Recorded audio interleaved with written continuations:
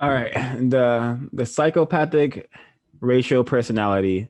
In a bullfight, after being brutalized while making innumerable charges at the movement of a cape, there comes a time when the bull finally turns and faces his adversary, with the only movement being his heavy, bloody sides. It is believed that for the moment, that for the first time he really sees the matador. This final confrontation is known as the moment of truth.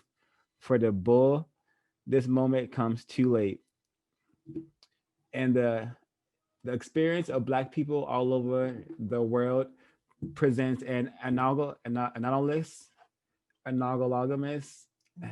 analogous situation for hundreds of years. Blacks have been charging at the banners that are held by the European white matadors. Those banners have been represented by concepts such as democracy, capitalism, Marxism, religion, and education. The banners remain constant as long as Blacks were assets. However, technology and worldwide industrialization on the rampage, resulting in a further exploitation of Africa's resources, which in turn produces an increase in Africa's Blacks' national consciousness. Blacks are now a threat and a liability to the white race. Therefore, the banner held by the Matador represents only one concept: genocide. As a consequence, the major research that white scientists are involved in today is genocidal in nature.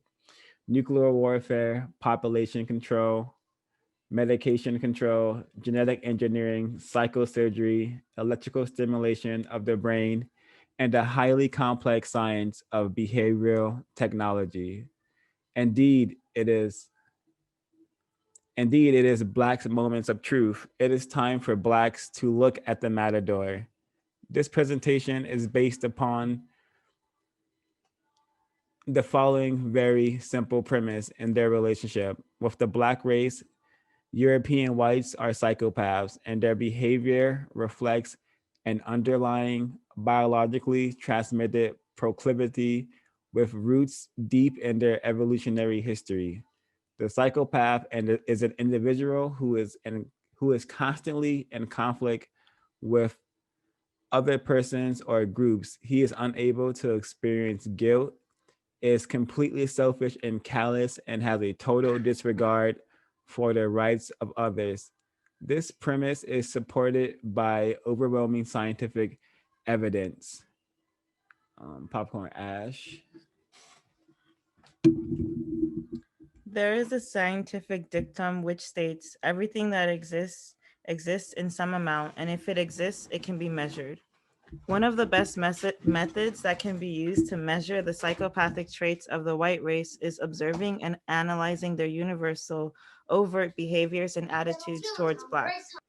However, in so doing, since blacks have been enslaved and colonized by whites, a very subtle psychological problem is posed of which every black should be aware. Intellectual insight about whites does not ensure that there will be a corresponding change in blacks' behavior and attitude towards whites, particularly when there is a threat involved. For example, everywhere one finds whites and blacks in close proximity to each other, whether it is Chicago or Zimbabwe, the whites are in control. Yet blacks rarely question this extraordinary universal phenomenon, which defies every known statistical law of probability. In fact, blacks denounce those who simply raise this question with admonitions such as, we should not be racist and treat them as they have treated us. In fact, whites are not going to allow blacks to treat them as they have treated blacks, so that requires no discussion. However, the subject of black racism should be discussed. A functional definition of racism could be the oppression and exploitation of people because of their race. Using this definition, it is very clear that at this point in time, blacks cannot be racist because of their lack of power to oppress anybody, whites, Indian, Chinese, etc. Black intellectual enlightenment does not always lead to genuine insight and it can be very dangerous to the intellect as reflected by the behavior and attitudes of many eminent Black scientists. For example, Dr. Kenneth B. Clark, 1968, has spent his life making a fortune studying the victims of white oppression, his own people, and now speaks of the irrelevancy of color. Dr. Alvin Poussaint, who seems to be Johnson Publishing Company's psychiatrist in residence, ignores the widespread genocidal programs directed against Blacks and writes such trivia as the difference between sex and love, Blacks and Jews, an appeal for unity, and why Blacks kill Blacks. Blacks kill Blacks because they have never been trained to kill whites. Therefore, it is outside their experience. Historically, the European system has encouraged the killing of Blacks because Blacks have been led to believe that they are part of the psychopath system. They simply follow the practice. Dr. James Comer is another Black psychiatrist whom the psychopaths have so overwhelmed that he has moved, as his book suggests, beyond Black and white. Cobbs and Greer follow this tradition of Blacks studying themselves rather than their oppressors by concluding in Black Rage that whites make Blacks so mad that they kill themselves. Black scientists generally rationalize their investigations as proof to white scientists that Blacks can be scientifically objective. On the subject of objectivity in science, this author agrees with Dr. Jacob Carruthers, who in his brilliant essay, Science and Oppression, states that science is not objective, nor is it neutral. A Black scientist who moves outside the psychopath's approved course of study takes the chance of being labeled unscientific, emotionally biased, etc. Additionally, funds are only available to Black scientists who support the approved course of study themselves.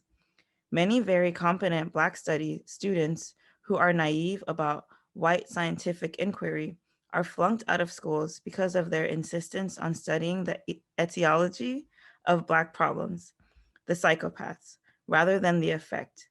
Black students must be taught that white educational institutions are the matador's cape that protects whites from Black scientific inquiry, which would expose an unthinkable depth of psychopathology. I'll pass it to Mary.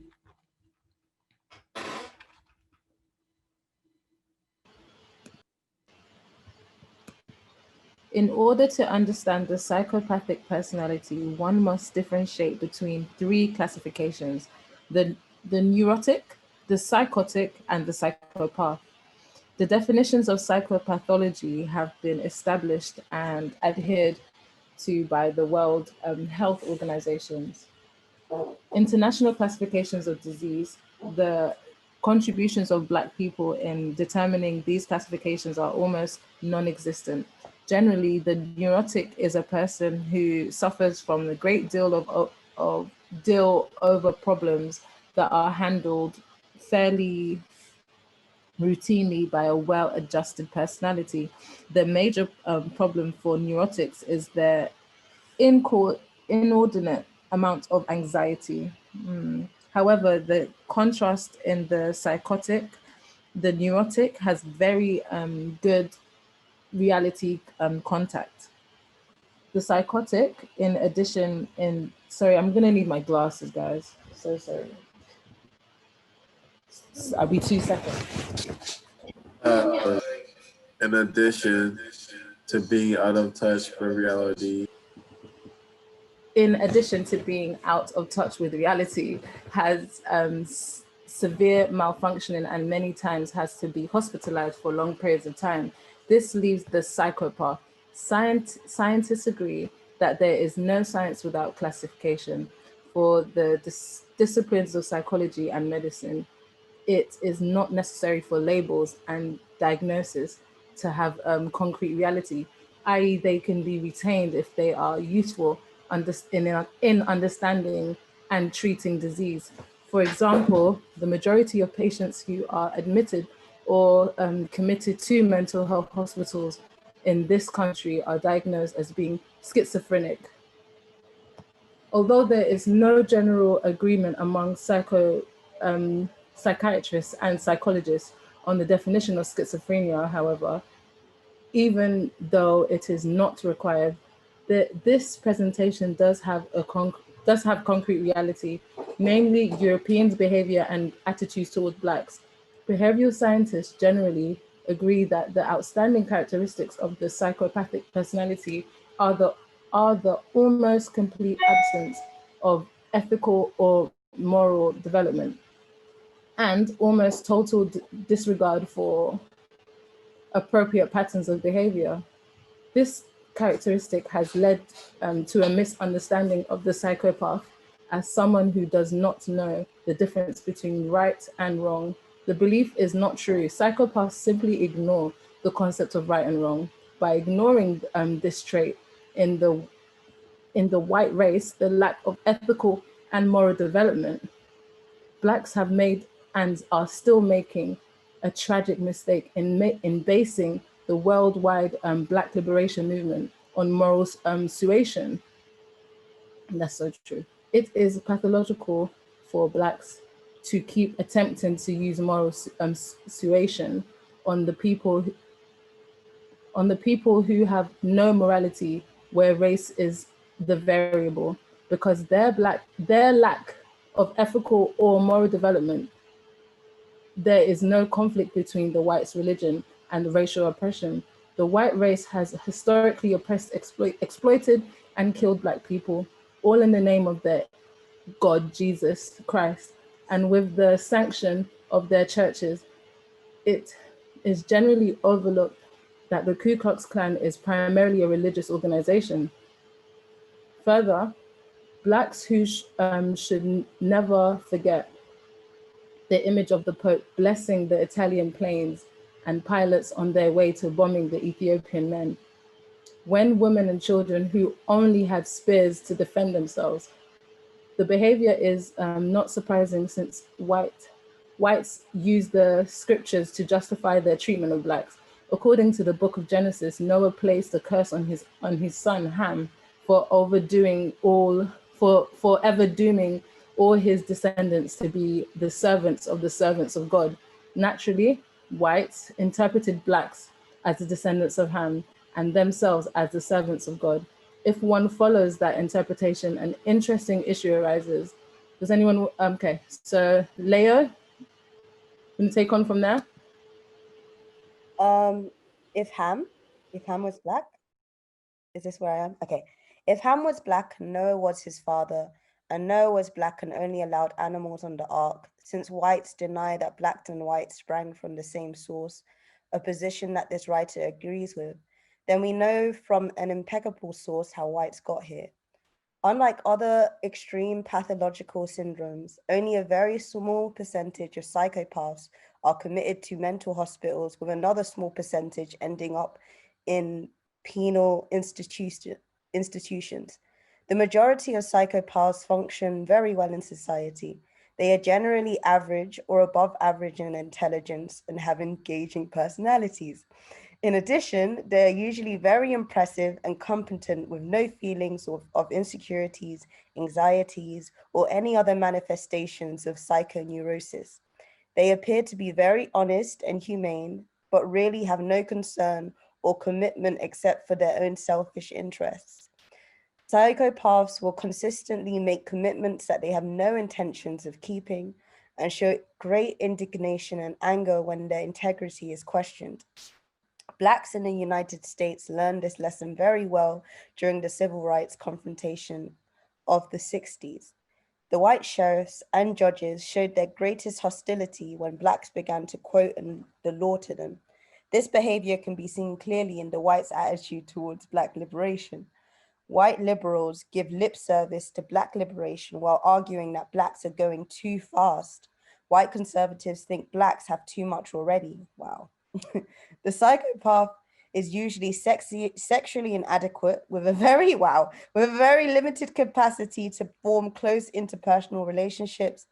The European sexual inadequacy psychologically explains the constant projection of Blacks as supersexual beings and as lacking in sexual inhibitions.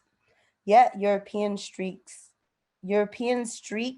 mate swap, participate in orgies, etc. All their sexual behaviors is a desperate attempt to achieve meaning for relationships, which constantly, due to their psychopathic makeup, elude them. Wow, this is a read. Does anyone want to continue? Where's the chat? After me is no. Mary again? No. Abala? This is Trey. This is Trey. Yeah, I would love to read. I'm about to begin. My screen. White sexual dysfunction has produced tragic consequences in the Black community. They have attempted to achieve sexual gratification by such methods as raping Black women. Their rationale is that Black women are oversexed and invite their attention. Historically, the justification for castrating Black men was that their animal passions had to be contained. In 1893, Frank Linson of Chicago, a white doctor, proposed that castration would conserve the energy of the Black community. The sustained sexual atrocities committed against the Black race by the white race has no parallel in history, and there is no scientific explanation except under the rubric of psychopathology. Psychopaths' inability to accept blame or learn from previous experience can be easily proven. They never accept blame for Blacks' environmental conditions, which are clearly the result of white oppression.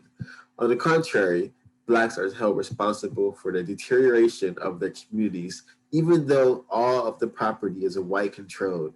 In addition, municipal services are withdrawn from Black communities, and most of these communities have been used up before Blacks are allowed to move into them. In the fields of mental health and drug abuse, whites are at their psychopathic best. The United States government's positions on drug users is that addicts are cured when they cease antisocial behavior, regardless of how long they have been maintained on, as long as they have to be maintained on methadone or other drugs. Dr. Jerome Jaffe and Edward Sine, the Cesars of the U.S. Drug Abuse Program, with the assistance and protection of Black addicts and ex-addicts, have created one of the most destructive programs in the Black community, the Methadone Maintenance Program. The United States government is the largest supplier of drugs to addicts in the Black community. Sine takes the position that Black addicts should not be given placebos or just plain orange juice. If sexually frustrated suburban white housewives can be given sugar pills rather than real drugs, why can't Black addicts be given orange juice without the methadone since they cannot tell the difference? Sine states that giving Black addicts pure orange juice without the methadone is unethical. Therefore, it can be deduced that doctors such as Sine believe that it is honorable act to give Blacks drugs. Community mental health centers are in such disarray that space does not permit an adequate discussion. They are underfunded and therefore understaffed, with the usual staffing pattern consisting of all white professionals and all Black low-paid non-professionals. Additionally, almost every existing center uses the medical model, i.e., the belief that the major problem is the Black person without any regard to his circumstances or environment. Furthermore, community centers and government agencies are heavily influenced by the American Medical Association, which is one of the most overtly racist and probably the most powerful organization in the United States. A very vicious funding game is played with Black mental health centers in which the U.S. government supplies funds, with the stipulation being that Black community must find matching fund. Needless to say, there are usually no matching fund for Black mental health programs. Therefore, the federal funds revert back to the U.S. government. Psychopaths also reject constituted authority and discipline. The presence of this trait in the white race has grave implications for Blacks who seek legal solutions to their problems.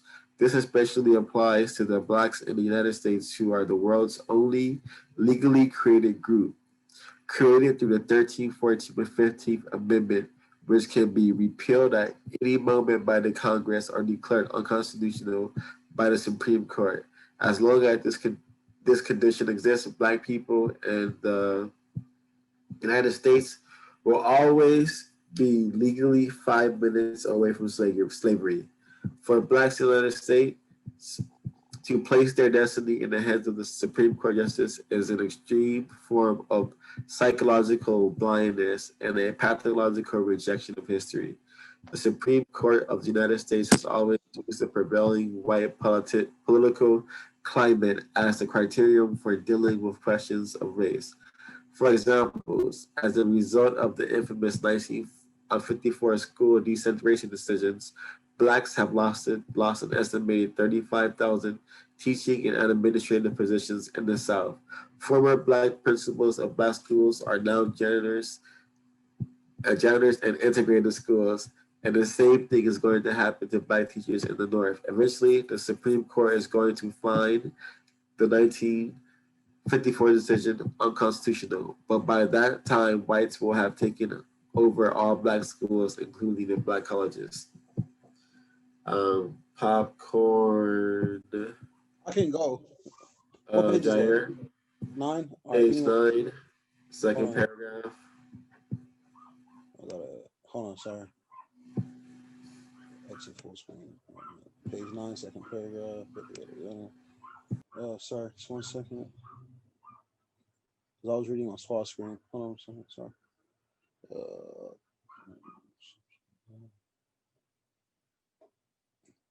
Are you after the psychopathic behavior? Okay, here we go. The psychopathic behavior of Supreme Court justices is consistent with that of other white professionals, such as lawyers, doctors, judges, and politicians. They consistently take advantage of blacks without any guilt, anxiety, or threat to their self-esteem. For example, in the black community, white doctors are the largest group of drug pushers. They prescribe unneeded and dangerous drugs and perform unnecessary operations. White scientists use blacks in very destructive studies, such as the Tuskegee experiment, in which black men were denied treatment for syphilis and evidence suggests were deliberately infected. The role that white scientists have played in black oppression should not be surprising to blacks, because whites have historically been the planners of black oppression, and as a rule, they never ask why, but only how. This behavior of white scholars, e.g. Jensen and Schlocky, are classic examples of intelligence in the service of racist institutions, or psychopathic behavior. Jensen and Shockley are simply following the psychopathic tradition of Hegel, Carlyle, Galton, etc., that has continued for hundreds of years. History is replete with examples of white scientists professing the inferiority of the black race. The eminent Dr. Samuel Cartwright of Louisiana diagnosed blacks who ran away from the slave owners as having disease of the mind. Dr. Robert Bean of Johns Hopkins University proposed that blacks had smaller brains than whites, and since brain efficiency depended on the number and position of nerve cells and fibers in the brain, blacks had less capacity for development than whites. Dr. Carl Jung, 1928, one of the white giants of psychology, stated that white Americans' sexual inadequacy was due to their having to live together with the barbaric race. The whites' use of scientific justification for racial oppression can be found in even the most inadequate library, which makes white scientists such as Shockley and Jensen so dangerous to the black community today, is that not only do they present so-called scientific proof of the black threat, but they also offer solutions. With the present level of technology available to them, this should not be taken lightly. However, it is self-defeating and useless for black scientists to debate the question of race via mass media with white scientists such as Shockley and Jensen. White scientists simply want exposure for their ideas. Additionally, it is pathological for a black to discuss with whites the question of whether or not blacks should exist. For all other people, simply raising a question about their existence is tantamount to a declaration of war. Wow, that's a lot. I'm see popcorn. Shoot. We gotta go back up to see who said they would go. I can go. Obela or Obela? That's Trey, but I'll go ahead. I haven't gone yet. Oh, All you right, go ahead then. I'll go after you as you go. Okay. This then is the psychopathic personality of the matador. The one constant is the ever-changing world is the behavior of the white race in their relationships with blacks. This is a very challenging problem, and the inevitable question is, what should blacks do? One dilemma posed for Black people is the consistent appeal for liberation through channels created for them by the psychopaths, namely democracy and communism. A cursory examination of both systems immediately points out the futility of Blacks giving them any more consideration. Blacks must accept the reality that, for the white race, democracy and racial oppression are not conflicting ideals. The fact that Blacks have been enslaved for over 350 years by a democratic form of government should be evidence enough. Furthermore, a democratic government presupposes an inherent equality of races. It does not provide methods of liberation for those who are not equal. Communism can be dismissed as an alternative with even less discussion. For communism to be viable requires the cooperation of the masses of the white race. With that as the primary condition, communism needs no further consideration. However, since Blacks have finally rejected democracy as an alternative by attempting to burn down its bastion, the United States, there are signs that it is now time for the Marxists to try to contain them. Throughout Africa, Marxists have enlisted black heads of state as allies. These Black leaders go to great lengths to deny that our struggle is racial. Yet the only truth in independent nations, yet the only truly independent nations of the African continent are those headed by the white invaders. One of the greatest tragedies is the relationship between Blacks and Arabs. For Blacks to accept Arabs as anything but white invaders is a pathological denial of reality. In the oil crisis, the slave traders from the North, Arabs, treated Black Africa worse than they treated some European nations. This behavior is consistent for white psychopaths. No white nation in the world encourages Black immigration, but there's a great effort throughout the world to integrate Africa. Again, the question of what to do. There is no evidence that the Black and white races can live in close proximity to each other in peace without whites attempting to oppress and exterminate the Blacks. In fact, there is overwhelming evidence that even white ethnic groups cannot live together. Example, Irish and English, Greeks and Turks, Arabs and Jews. Behavioral scientists, hold on, sorry. I will, is there anybody else that wants to read? If not, I'll finish. That hasn't gone yet. Oh, sorry. Okay. Behavioral scientists generally agree that there is no known cure for the psychopath. In fact, it is a widely held belief that the only successful treatment for the psychopath is incarceration, radical psychosurgery, or death. Therefore, since Blacks are at war with psychopaths, violence is the only way. Brother Lerone Bennett proposed in his brilliant essay entitled Time, Space, and Revolution that it is hard to tell time by revolutionary clocks. Likewise, it is difficult to tell directions by a revolutionary compass. Unfamiliarity with the terrain and the instruments has disoriented Blacks, and the result is various inadequate and dangerous behavioral patterns.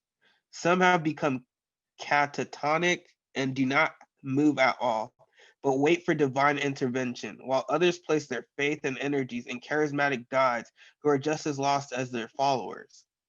These Blacks seem to ignore Brother Bennett's depressingly truthful warning that history does not forgive those who lose their way. Still, others fantasize that Blacks have reached their destination and attempt to act accordingly, as free men. Some persevere and pursue old beaten paths that invariably lead back to the starting point. But there are others whose minds have moved past the psychopath's imposed boundaries, and they have begun to blaze new paths towards Black rendezvous with destiny.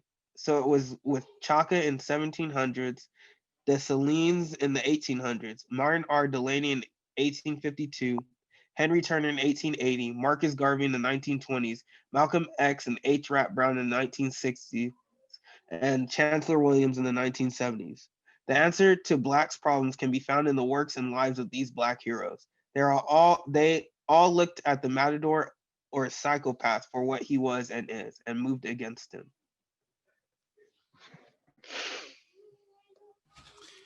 Aluta continua. Leucemia touched India. I'm not even gonna try to pronounce that. But the struggle must continue and we will conquer without a doubt. All right, thanks everyone for who read, help with this reading. Wow, what a fucking essay. How do you stop this share? Yeah, that was amazing. Amazing. Yeah, I enjoyed that. That was great. Yeah. I've been trying to say white people are inherently insane for years. Like years. I've been saying it for so long, and I said it's a psychological thing. Like, because a lot of people will be like, oh, white people this. I'm like, look, the same way we look at crazy people, and I hate it because of whiteness, we look at people who are codependent on the streets as crazy. And I'm like, no. Crazy is the man who has 10 wives or whatever, not 10 wives, sorry, 10,000. He has so much land and so much good things in his life, and he manages to be able to ignore a homeless person on the street. For me, that's insanity. And the fact that we have war, the fact that we kill other people willingly, the fact that people even have to express or explain why they've been wronged, it's insanity and it's whiteness.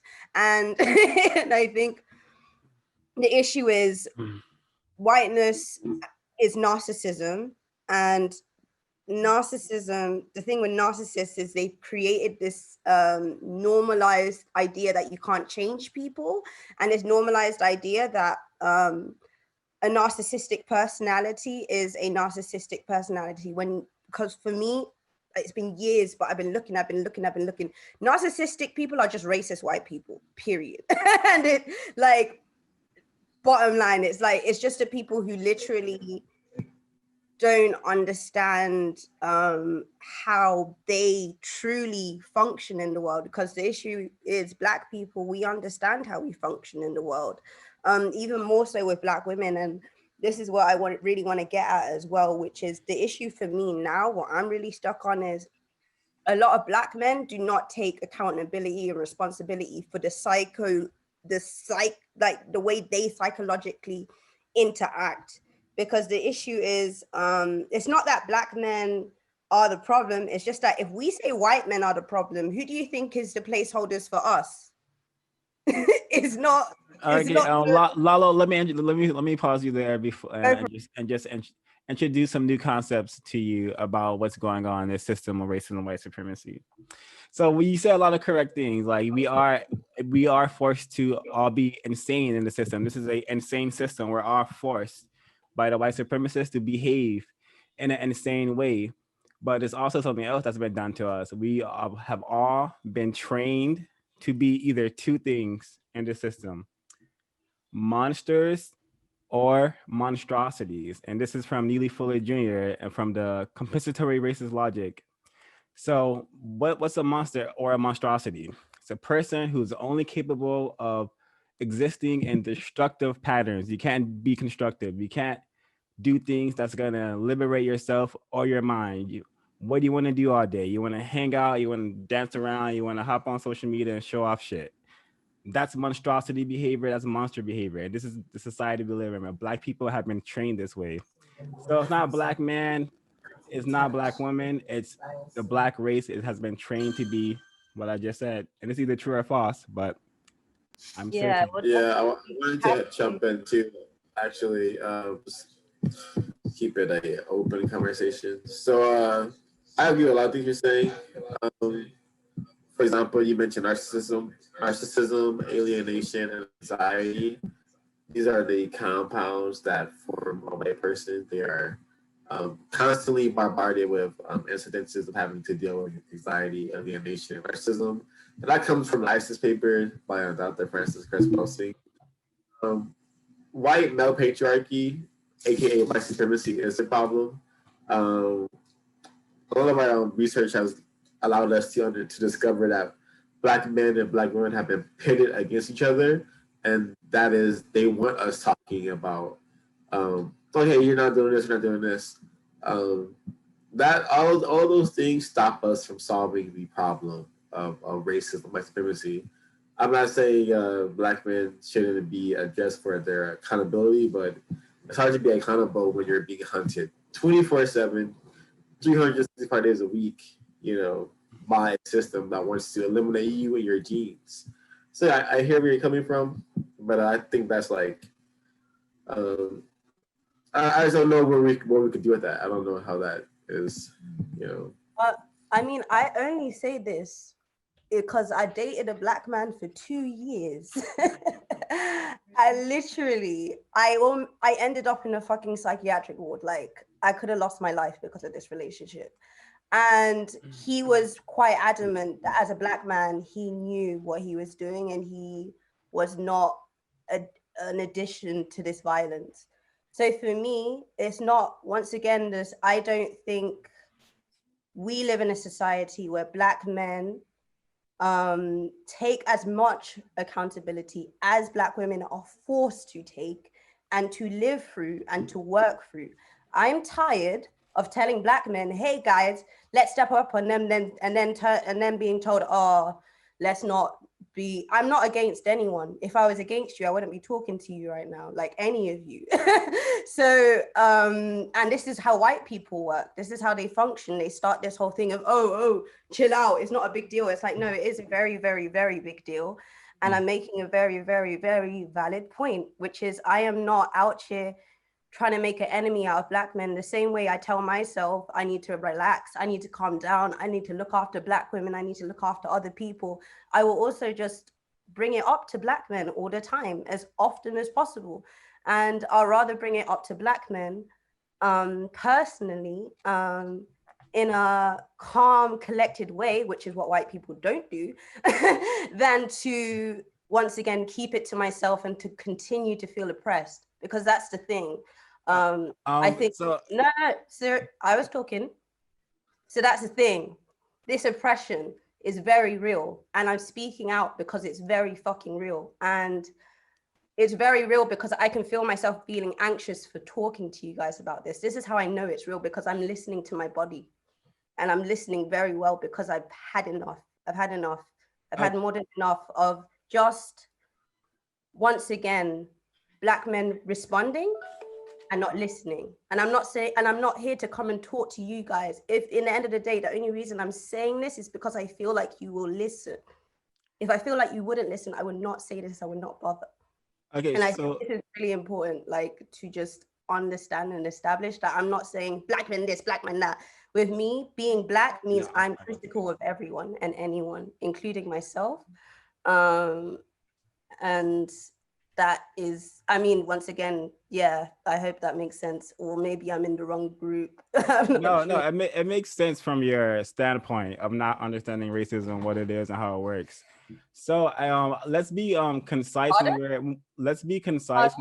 Pardon? You said I don't understand racism and how it works. Okay, let me speak, please. Yes. So when we're sharing, let's try to be. When we're sharing, can we be concise, please, and try not to, take up so much airspace? That's all I'll have to share. But I'll let Mary go and then Ash go. Yeah, what I was gonna say is that I'm not.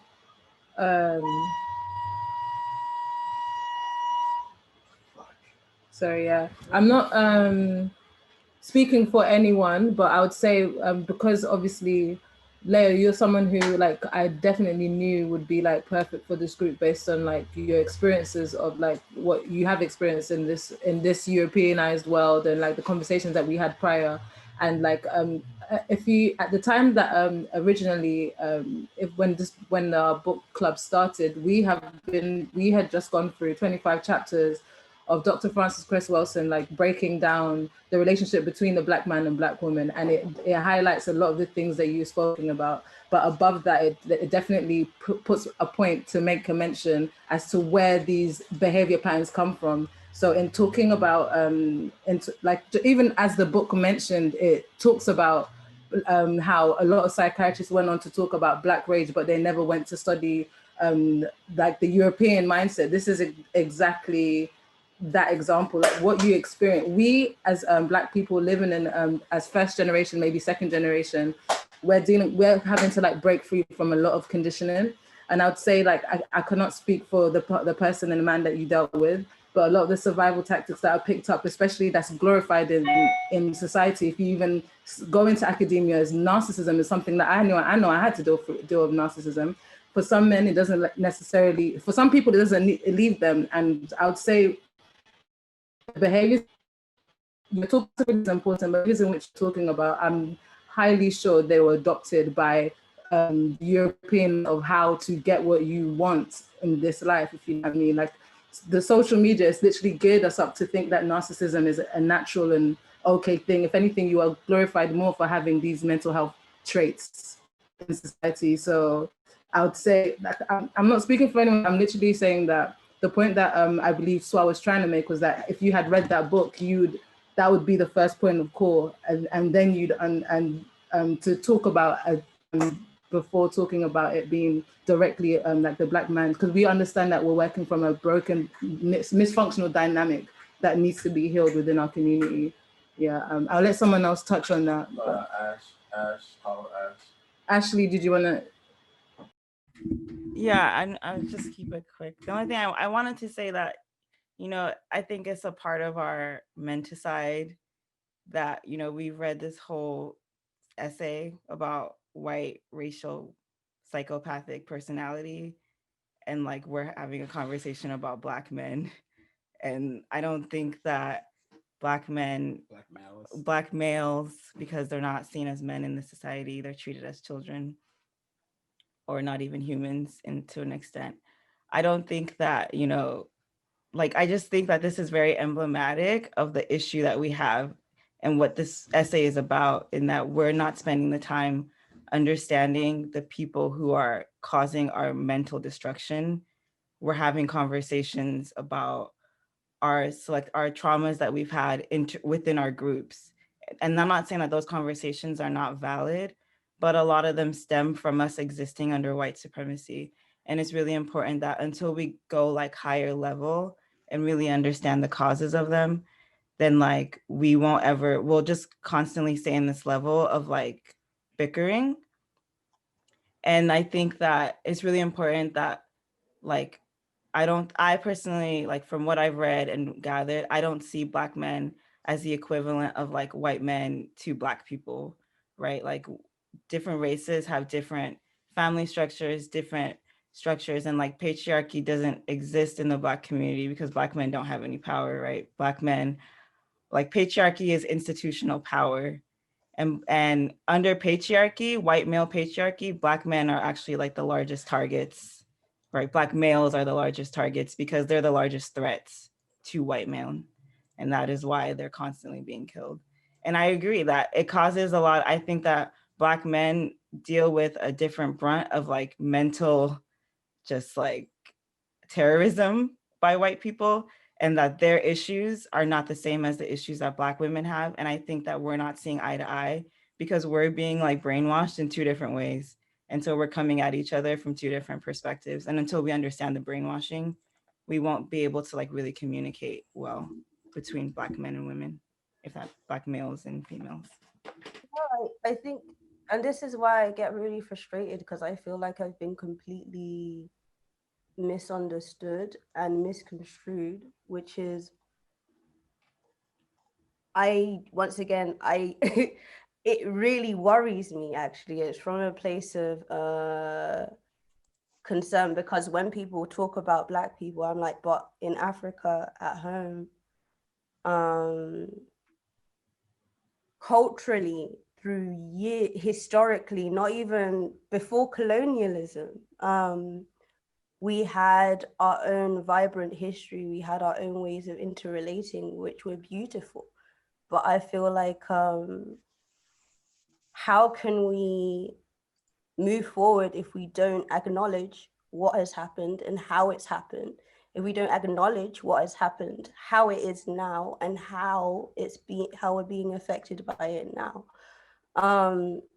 Because once again, I think, for example, me personally, at least, I've witnessed a lot of things, and I've witnessed a lot of situations where it's like,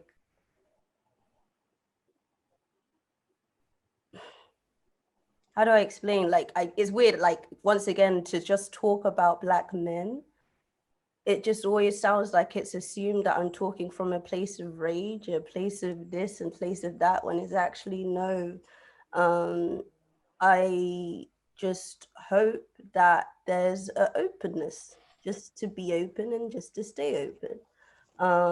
And I can definitely work on practicing how to do that better, but that also frustrates me a bit sometimes because I feel like it's a very patriarchal thing to insist a person should speak a certain way to be understood and heard. I think it also is quite oppressive, and a white thing. And a patriarchal thing. Yeah. Can I say something? I want to. I want to share really fast, Jazz. I'll be brief. So I've been living in England for like 2 years, and I just think the racism that Black women and Black men have to deal with here is so intense, and because it's so covert, that it does affect Black men and Black women mentally. So yeah, I do definitely understand where you're coming from. You're coming from a place of like you've been psychologically damaged by a Black person and a system of racism, white supremacy. That's super valid, of course. And I definitely, I'm not misconstruing you, nor do I want to at all. But my question to you is, what do you want to? What is the agenda? Like, what do you want to accomplish by sharing your trauma and placing the blame on black men? Like, what do you want to? Like, what is your go? I guess. So I'm gonna set a boundary here, because for you to say what I did is just share my trauma, then I'm done. I didn't mean share like. Fine. I meant like you shared your experiences. You shared your personally, my boundaries, my experience. If it's about me sharing my trauma, then I won't share my trauma. I'll just be quiet and talk intellectually about things. Nobody's asking you not to share your trauma. We're asking you. I don't think you understand my question. Understood my question. Well, I understood the question. So I don't understand. I just think if this is how it's taken, if it's being taken as me taking space, because I've already had a mention of taking space. If this is about me, if this has become about me sharing my trauma, like I don't want to do that. Like, so move forward. Like there's no need for me to have to continue speaking. Yeah. I feel like you're like selective listening, because although Swashan did make a comment about like, taking up air, he also made a comment about keeping your point concise, because you've been reiterating your point many, many times. Like, after, like, it's very clear what you've said, and then you say it again, like you reinforce it many, many times. And it's not, I don't want to say it's a problem necessarily, but this group dynamic is already like a long-winded conversation already. You know what I mean? So we try to keep our thoughts like kind of laser focused as much as possible. Like sometimes the thoughts don't come out like the most eloquently. So I understand what you're saying about like you feeling like somebody telling you how to speak. And I don't feel like anybody here is trying to tell you how to speak, but it also feels like a lot of your personal like encounters are like influencing your mindset about like what this book club is about. Like, and don't get me wrong, like I'm not like the shining star for the book club or something. I've definitely, kind of fallen behind with the text, but from what I understand and what I've gained, I have to put my individual like thought processes to the side, because when I'm reading this text and it's saying that Black men are not men, and you know, like they're just males, like we're just pawns in a game. Like that kind of shit is mind shattering to me. But like instead of like being offended by that, I just try to, you know, I'm just strapped in and I'm just like, all right, well, let me take a look and try to focus on his head on and try to get this information without like without feeling attacked by it, and also like not deflecting from this information. Like just like how Ash was saying, like after we read this whole passage about the psychopathic nature of white people, the first thing we did immediately, like the first thing that happened right after that is we started talking about like the how much blame is like the black man's like responsibility, like or how much like damage is black woman's responsibility. You know what I'm saying? Like that's not what the focus is. The focus should be about the text. And of course, nobody's saying that you shouldn't speak from your heart or from like an emotional place, but even still, like when the point is being made, you got to keep it concise. And I kind of feel like I'm going too long, so I'm gonna just wrap it up. But that's all I wanted to say.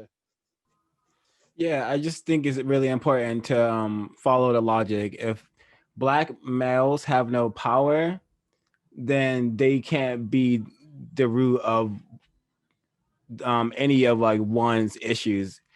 White people have trained black females and black males to terrorize each other inside and outside of the bedroom.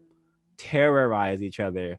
Why have we been given these traits? Because white people have fun by killing and terrorizing black people. Like we behave like white people. White people don't like black people. Black people don't Don't like like black black people. people. Yeah. Yeah. And White also, people, sorry. yeah, well, white people are very, very, very, serious about this genocidal game they've started, and they're playing a game, and we are pawns. Like someone mentioned earlier, we're pawns, and the black males and the black females have been pitted against each other, and that is a great way to divide and conquer. So this group And is also, about, one thing I wanted to yeah. just point out that I feel like enough of Sorry, us. Trey's waiting in the waiting room. Can you like remove the waiting room Uh, or just What happened? I got it. Oh no, I was just saying that I feel like, especially in today's society, I guess like for the longest time, but especially in today's society, we live in a society where people are worried about, not that you shouldn't worry about it, but people are worried about the what happened instead of the like why this shit happened. Like nobody's focused on the the cancer. People are just focused on the symptoms of the cancer. You know what I'm saying? Like people, they don't even like we're so distracted by like the shit that we go through, like the pain that is inflicted upon us. Like I had a conversation with my brother last night about like the mental trauma and shit we've had to survive, like, you know, dealing with it with our mother. Like, and it's really fucking sad. Like, but like at the end of the day, like I have to stop and ask myself, well, why was I treated this way? Just because she was treated this way, because this person, and like these negative traits that are exhibited in our lives are not like traits that we developed on our own. These are traits that we have learned. So the people who have damaged us in return have also come from damaged backgrounds and practice damaged like ways of communication and aggression without like Yeah. ways to be able to speak to one another. But the major takeaway that I want to put out there is that we have to stop worrying so much about the symptoms, you know, and more about the cause of these symptoms. You know what I'm saying? And the cause being white supremacy, causing the lion's share of these issues that we face like globally. You know what I'm saying? So we gotta keep our eye on the sparrow for sure. Yeah, I would Yeah, Has say, anybody who hasn't said anything want to say something? Because I'd like to jump in, but I've said something. yeah. I just wanted to comment on what Jair was saying and kind of reference it back to the book. He brought up a good point. The author was talking about we don't white people and I guess black people. They don't really ask. They only ask how. They don't really ask why, right? So we aren't asking why are these things happening. We don't understand completely why in Jair's example, why is his mom acting like that towards him? And Lio's can I call you Lio or Titalio's example? See, why are black men acting like this, right? And I think once you understand the role that white people play and white supremacy can be very almost like healing to understand like why that person why that so and so is acting this way, right? Um, at least for me from personal experience. But understanding the why, I think, is definitely something that the author stressed, and something that Black people as a collective need to start understanding and asking more, especially when dealing with the white collective. Why, not how? Can I say one thing, Mary, before you jump in? To Talayo, I wanted to also say that back to a point that I made about like, you know, like finding out the reason why the you know, the things are happening. I also want to say, and by no measure would I say like just because somebody is traumatized doesn't mean you have to deal with like their shit. You know what I'm saying? Like, and I don't want you to like to feel like that's like something I was trying to like take away from you or something. You know what I'm saying? Like if you like, we all have our own traumas we're dealing with, but it doesn't give you a right to. It doesn't give anybody a right to treat anybody like really badly or something. You know what I'm saying? So I'm just saying, like, although we must recognize the trauma that we, you know, have inflicted on others or that has been inflicted on us, we don't owe it to anybody to stay in a situation just because we have a shared trauma. Like, you know what I'm saying? Like, so I just wanted to say that. That's something I wanted to address to you directly, but I guess, you know, to the group, but I felt like, you know, that's something I wanted to say to you. I didn't want you to feel like, you know, I was trying to attack you or something, or or disregard your points, because you were definitely making some points. You know what I mean? So, you know, that's it. Yeah. I Mary, think you can go ahead. I think it's really good that because I didn't want to just keep jumping in. I think it's really good for Black men to talk up and say what they have to say, because at the end of the day, this is what we have to address amongst ourselves. But I wanted to really make a mention of, I can't remember the name of the chapter, somebody please help me, but the chapter between the Black men and Black women, it literally talks about this in terms of us inflicting on ourselves, and is it a false problem or is it a real problem? And she talked about it being a false problem because if you remove the issues of white supremacy and the mechanisms in which we have to deal with and how that psychologically affects us, would we have a problem between ourselves? Would we have a problem with the actual understanding of true culture and how to take care of one another, and understanding how we can work together in a sense? We've grown up in a society that is very much, well, everybody's touched on this in terms of the kind of society that we've grown up in. But I wanted to say, Leo, I resonate with the story in which that you had told, in terms of how you had how you was in a dysfunctional relationship to the point that you was in a mental health hospital. So something similar happened to me. But what I also understood about that time period, the partner that I was dealing with was highly insecure and dealing with a lot of issues themselves. And you'd find that it's almost besides them. I'm not saying that they don't know what they're doing. Manipulation is extremely like a thought out thing. But when they've come out the other side and those insecurities and confidence is built up, it's almost like it's two different types of people. And it lets you know that it's a real dysfunctional mentality where they need to go to some form of therapy or counseling to deal with that.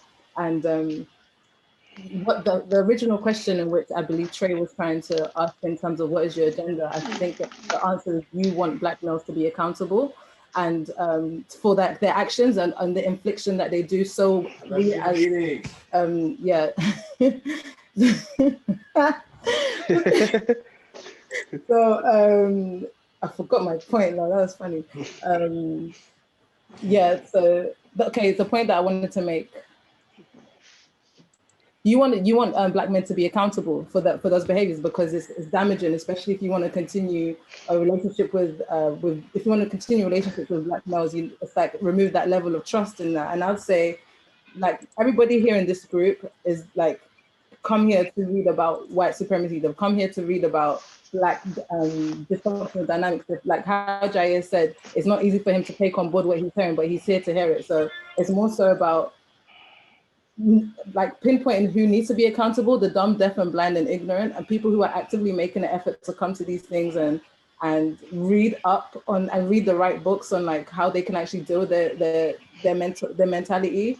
Those are the kind of Black men that we can now talk about. Okay, so how do you symptoms? The ones that need to hold themselves accountable highly, because the men who are holding themselves accountable by taking the point to deal with their mentality, being open enough to answer questions like this, or think critically about it, if you know what I mean. And I'll leave it for someone else to talk from this point. I don't know if Therese has anything to say about it.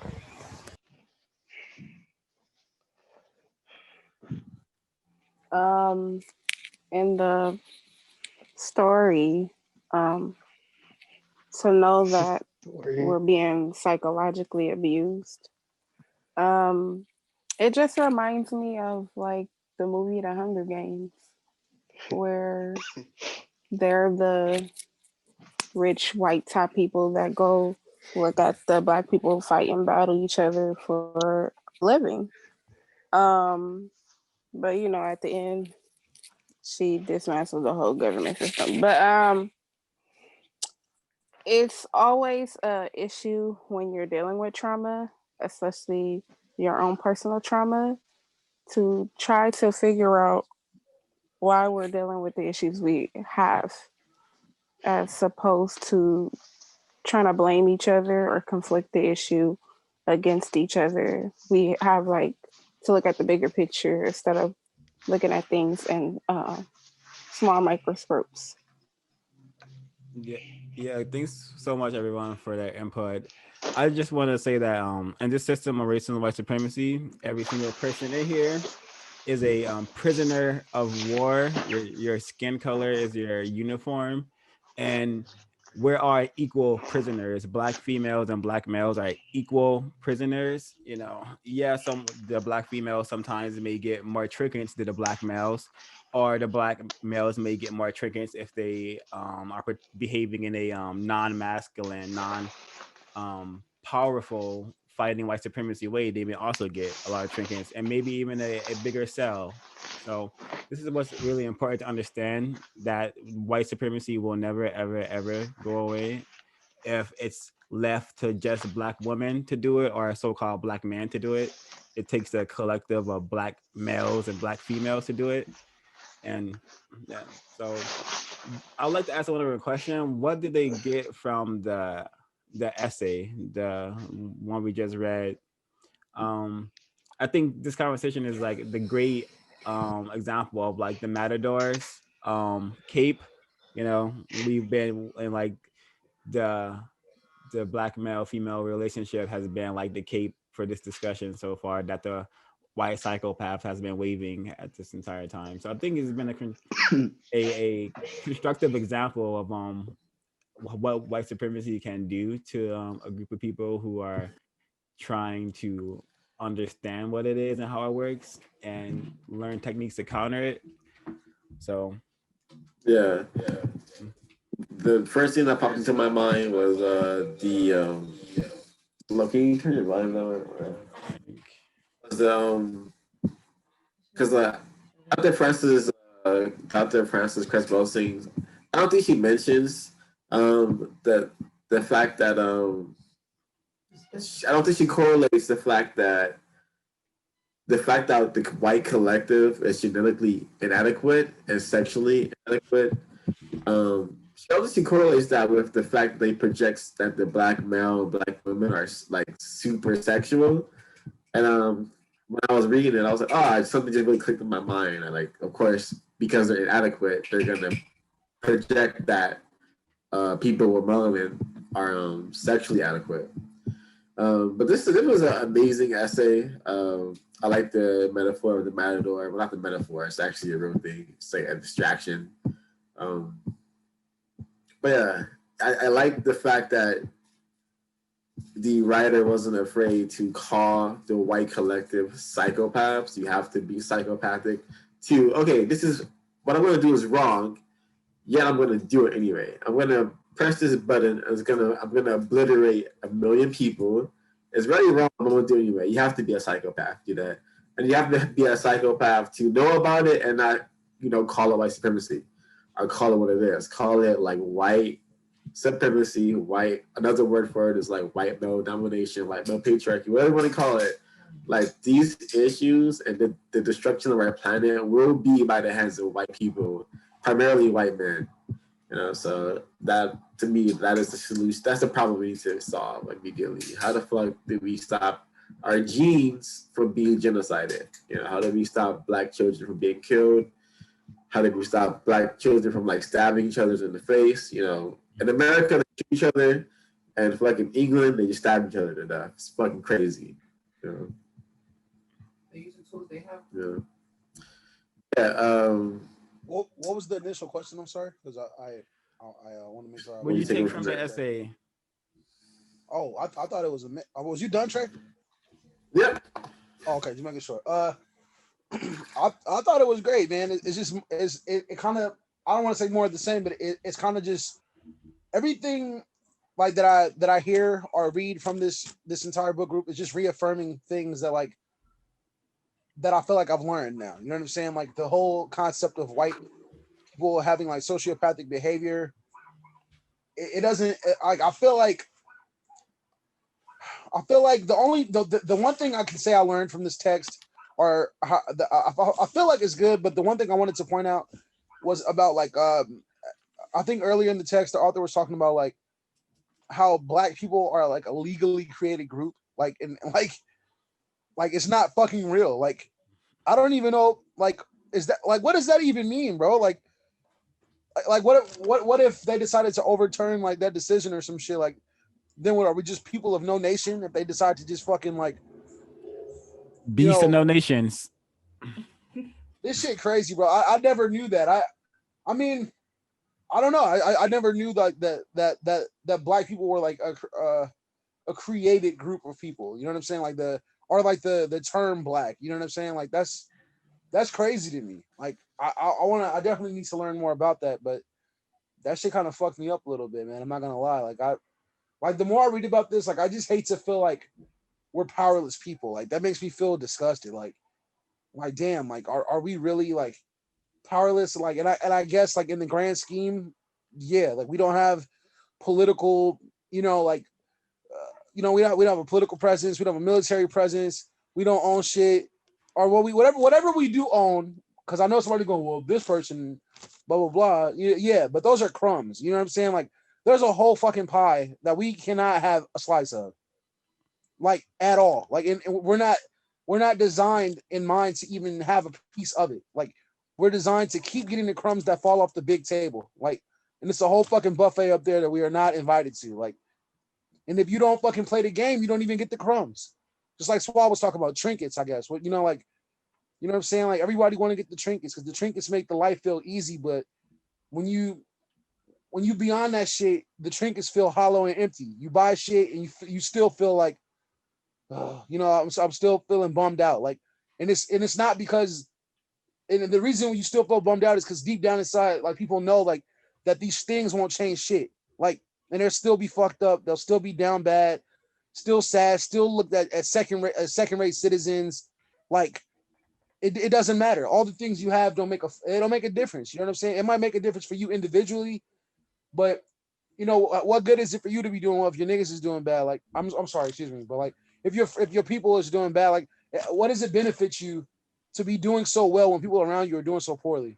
Like, I keep wanting to invite my mom to this book club. Okay. Concise, yeah. I Concise. That's Wow, you guys are that you said a lot of good stuff, but Sorry, my bad, man. I know like I can filibuster. Right.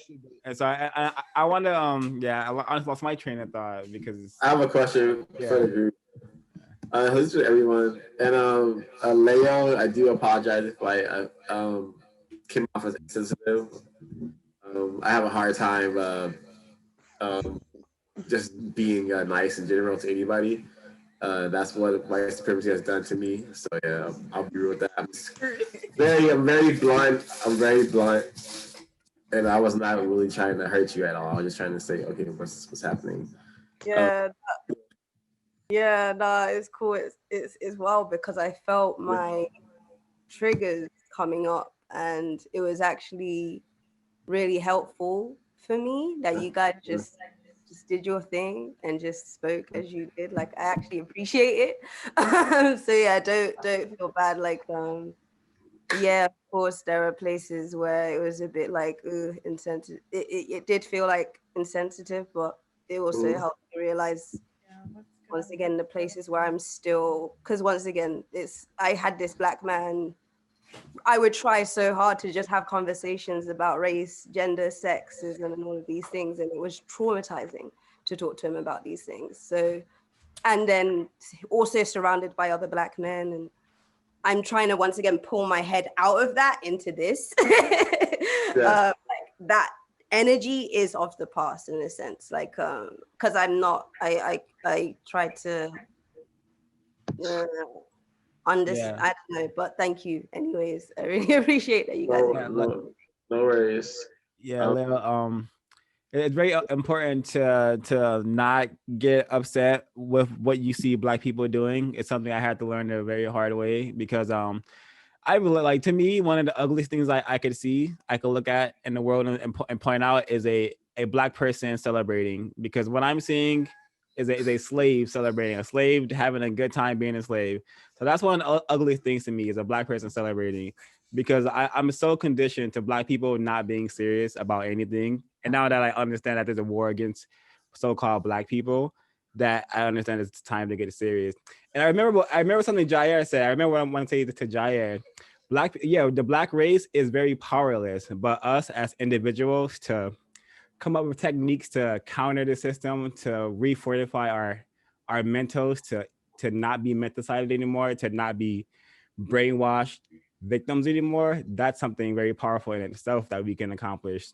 So yeah, so that's my piece. I wanted to respond to that. I actually don't agree with that. I don't think that the Black race as a collective is powerless, because we're not a collective. Like, we're not connected. We don't. Oh yeah. We have no like communication internationally or anything. Like, we're not a collective.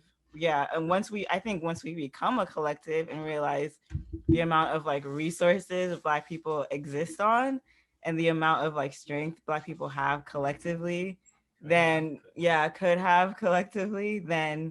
as a collective, I think we're pretty powerful, probably the most powerful, and that's probably why they keep trying to genocide us.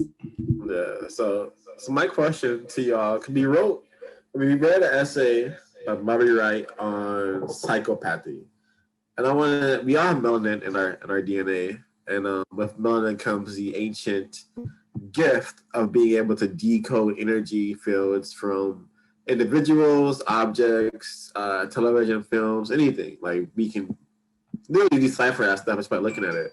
So I have an experience. I want to know, here's the question. Have you ever felt psychopathic or aggressive energy emitting from a white person or a non-white person or a Black person, any person? Absolutely. I have a recent one. I was on a tube. I was coming from Maidaville. And whenever I go to Maidaville, I have to put on a turtleneck and blazers so I don't get fucking. So I fit in, basically. So I'm invisible because I'm buying drugs, basically. I'm buying things. I'm buying things that I shouldn't be buying legally. I don't think it matters when I said it a lot. I think it fucking matters. Who gives a fuck? So I'm buying things, and I'm gonna trade back, and this white guy sits in front of me. Oh my god, this white guy sits in front of me, and the energy that he's emitting is just so weird. And I wear sunglasses everywhere because I don't like my soul to be looked at by strangers, So I wear sunglasses everywhere, nighttime, rain, I don't care. I put my sunglasses in front of the house. Whenever I don't, I always regret it too, because I always, experience racism, white supremacy 24/7. So this guy was just sending really toxic, negative energy to me on the tube. And also like wanted to have sex with me energy, like really sexually aggressive energy as well. So have you guys ever felt that? Or has it happened to you? I know it's a lot, I've never got on a bus and a white person stares me down for angry sex. Yeah. Or like I wanted to it's just fetishization and it was very powerful energy sent my way, That's crazy, bro. That's crazy, bro. But yeah, I've felt that kind of energy from white people many times. Not the sexual energy, you know what I mean, but that look of like, ugh, like one of those, or they're walking on the sidewalk that I'm on. Like, it's just a certain kind of vibe, like, that I get from white people from time to time, most of the time, like 90% of the time. Like, it's really crazy, bro. Like, I try not to like I know the book is about like I mean like the texting things we're learning about is kind of to help you identify certain things, but even still, like I don't know if it's like my indoctrination by white supremacy that I don't think that all white people are bad people or nothing like that. But I must. Man, can we stop saying that stupid shit? It's not about all white people being bad, all right? It's the white collective that has proven historically over time to be evil and destructive, bro. It's not about your fucking. It's not about your one white friend. We don't want to hear this shit anymore. We don't want to. I don't want to hear about. I don't think all white people are bad anymore. So we have the history. And instead of saying I don't want to, all white people are bad, just say I choose to refuse history and reality. Just say that. Because all right, I'm done talking now because my history and reality are wrong. So I'll just shut the hell up now. Thanks, guys. Sorry about that. Yeah, I want to answer Trey's question. I definitely felt that energy before. I personally get very uncomfortable around like white people, especially a room of white people. If you think I said that. But it seems like, that energy comes in like a lot of different ways. I used to skate a lot and, it always seemed like the white kids were the ones who were, going off of 12 stairs and whatnot for the first time. In my opinion, that's very psychopathic energy to like a total disregard for your body. A lot of times when you're out, like maybe partying and, drunk white people come around in your presence, I don't know if you've ever had that where one just kind of just staring at you for no reason, like I don't know who you are, but for some reason you feel like you know who I am, and that's another form of that psychopathic energy. So I've definitely felt that before. I want to share a story. It don't have nothing to do with me. It has something to do with my child father, where he was working for like a homeless shelter at the time. And it was this white man that wanted to ask questions that came up to him. So he, tried to guide him about the situation. But then the white men start to try to be passive towards him and was basically making comments about his genital area. And so he came back and said that to him. He took it so offensive that he was just ready to fight him. But I just told him that, that's kind of how they think. They want to get a arousal out of you. They want to get a reaction out of you. So you kind of just gotta deflect that bad energy away from them, or just try to not engage, because then they see it as an open opportunity to hit you with the BS. Yeah, and then thank you so much for sharing, Carice. I love whenever you share and talk. Childhood friends.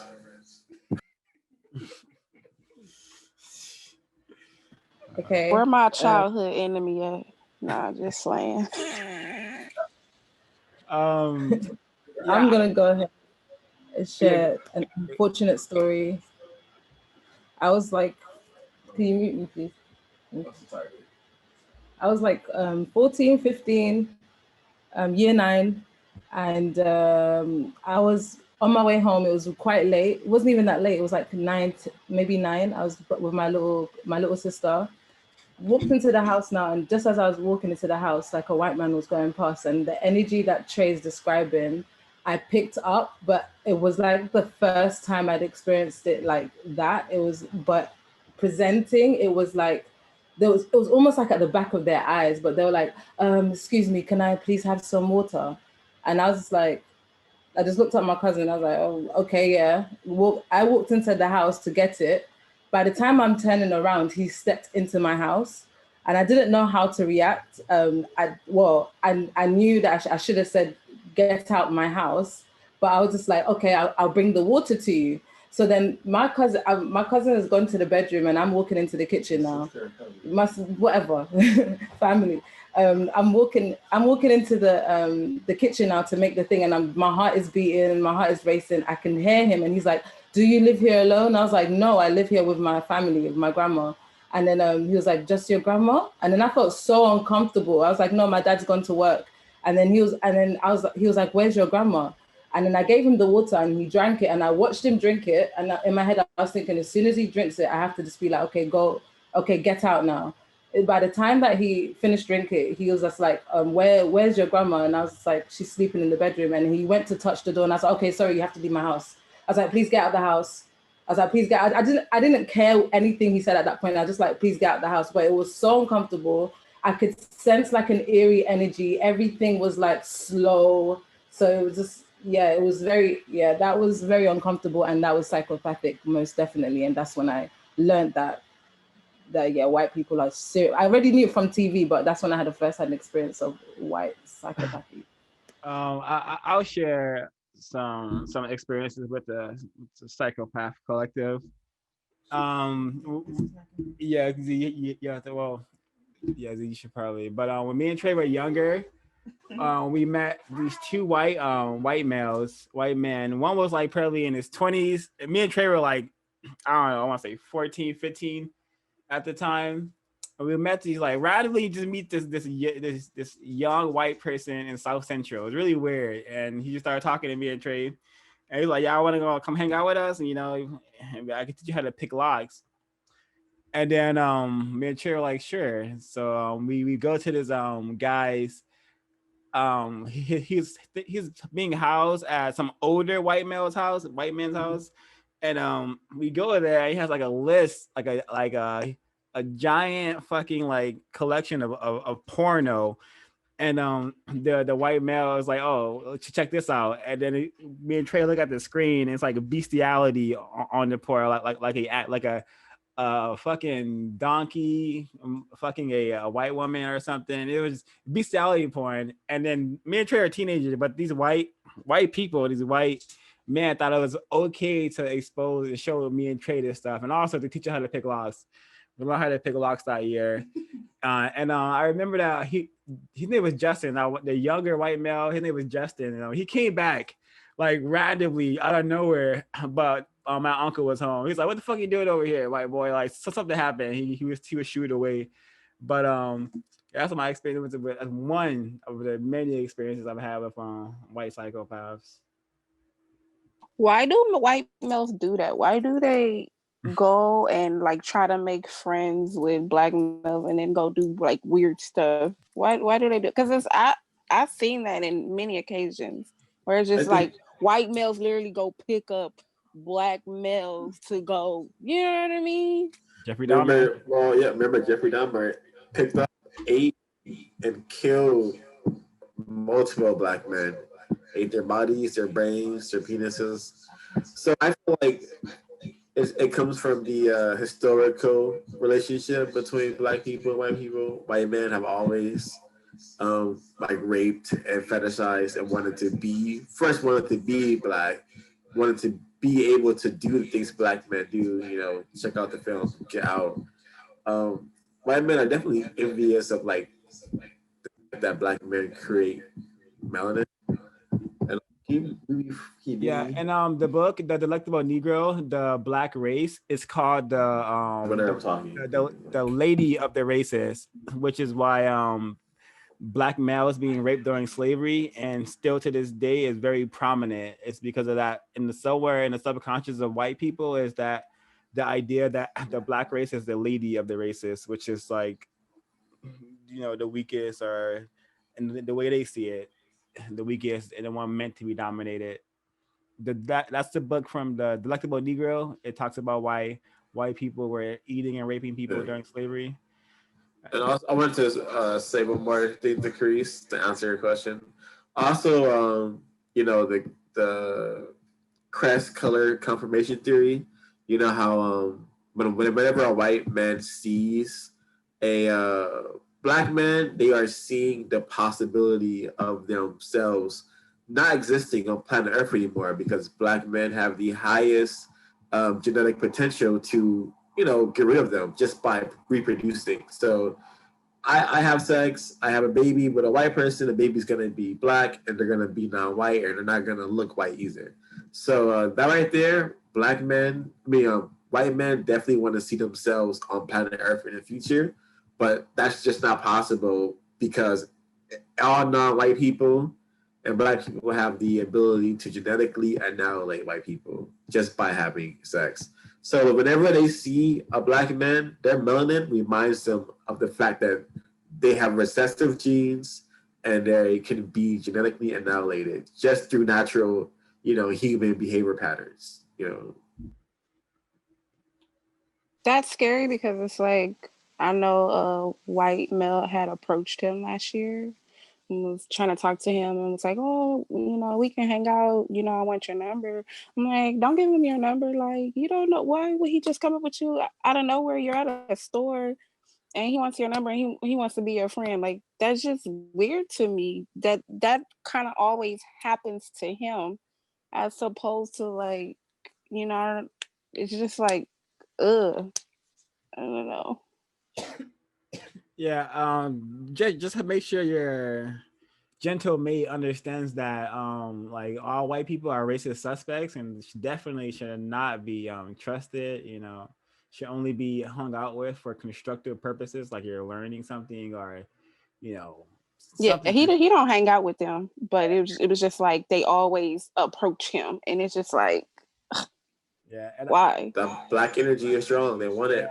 I could decode that as him trying to like subconsciously like get over some fear, like get over his like uncomfortableness being around black people because white people feel really really uncomfortable whenever there's color stuff around because that alienation, anxiety, narcissism kicks in and they realize that, oh, I could be genetically annihilated by these people. So that's also could be why they try to hang out with black people to rid themselves of those emotions, or they've been successfully, or they're aware that the power of melanin, so they try to culturally appropriate blackness, which is why white people get dreads, they tan, they want to be closer to melanin, to what they know to be power, but they've just mental-sided and terrorized the black race so much that we have people now getting like blonde extensions and like wearing blue contacts and calling themselves mulatto and making tons of money because wanting to be white, attain whiteness, gives you a lot of opportunity to become successful because they love that. They love white people trying to be black. Yeah, I mean, Carissa said, did you see the picture of Lil Kim? Like her skin is completely white now. Yeah, she looks terrible. Yeah, that is what white supremacy aims to do to all people. Your mind is easy to get. Your body is what they really want. Yeah. Yeah. Just want to say. Yeah, I wanted to say I think, yeah, white people literally just like see black people as like things, like pets or something. I've had so many experiences of drunk white women, even when I'm with my family, strangers trying to kiss me, dance up on me, like touch me, and all this super inappropriate stuff. And I'm like, I don't even know you. Or they'll come up to me and start telling me all of their like life story. Like I'm just some black female mammy therapist for them. Like I don't fucking know you, I don't even like to really go out that much because that always somehow happens to me. And I also had an experience too where like a white guy was following me home from school and he like was circling around my block and then he like pulled onto like the street and was like at my door and I was home alone, so I like barricaded myself in the room and I had to call my brother to come. It was like a whole thing. So yeah, like I don't know, like yes, Ray, I agree that yes, I've had so many predatory white women in bathrooms approach me and just try to take either emotional labor from me or just be like terrorists, because white women are terrorists. Yeah, I wanted to add something to or comment on Clarice's question. From my experiences, I've had a lot of like instances of like white people, going out of their way and doing like super nice things for me, right? Um, like driving me across California to my soccer game or something, or letting me taking me on a random trip to some random lake, right? I think that all comes from like their psychopathy, like that they think, there's a lot of things going on in the world, but they think that if they like are nice to me, somehow it absolves them of everything that they of everything going on in the world. That's at least how I see it. I feel like I don't think they feel bad or anything about it, but it's like also a way for them to kind of like exercise like that kind of power and control, and kind of like continuously like almost like flex, like, oh, I can do these things, like, oh, like look what I'm doing for black people type thing. That's how I see it. I think that's why they're so goddamn friendly for no reason. I don't Yeah. know you. I've I've actually reminded me of a story. On my first, like I first came to London towards the end of 2018, and I went to like a New Year's thing, and there was black people there, but I was among the few. And I remember like this white woman and this white man coming up to me and asking me for a New Year's kiss. And I was like, what the heck? I was like, no, I'm not gonna kiss you two people and give you guys like my essence because it's New Year's. Who are you? It's so weird. And like, yeah, it was just very uncomfortable. And they were Europeans, the European Utamawazo, European Rojo, the European Silly. They feel so entitled to black bodies and black energy and black essence. Like white people feel so entitled for black people's time, black people's energy, black people's presence.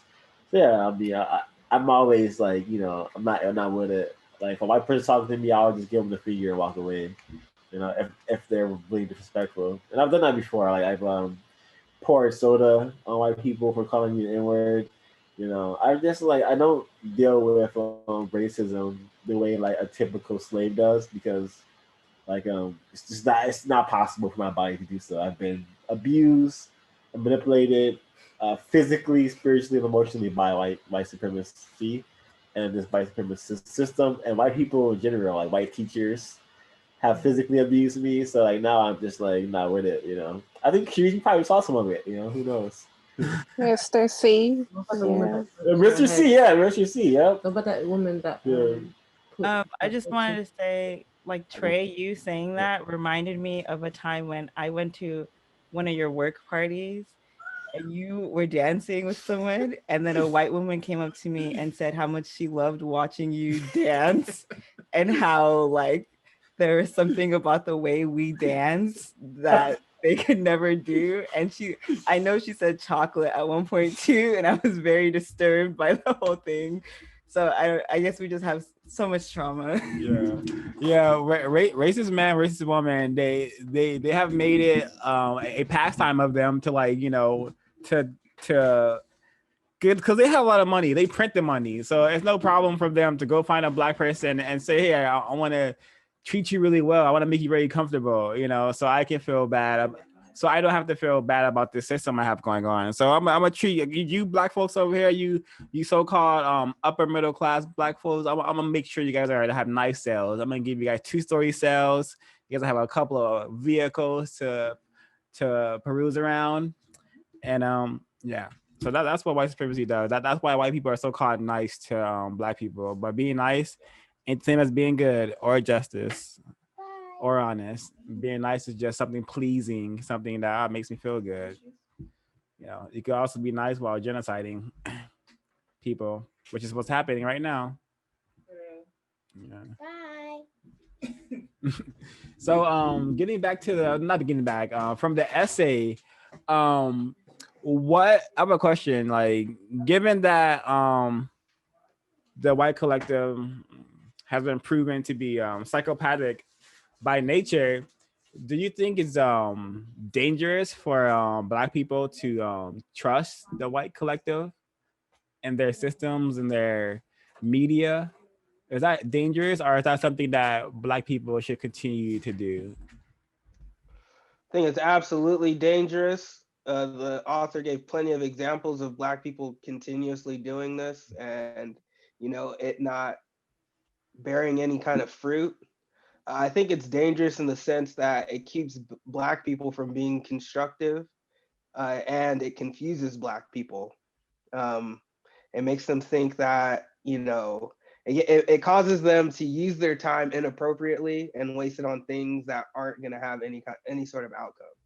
And I don't know if it was this book or Urugu. Time is the only commodity that we have in life, right? Once you spend it, you can't get it back.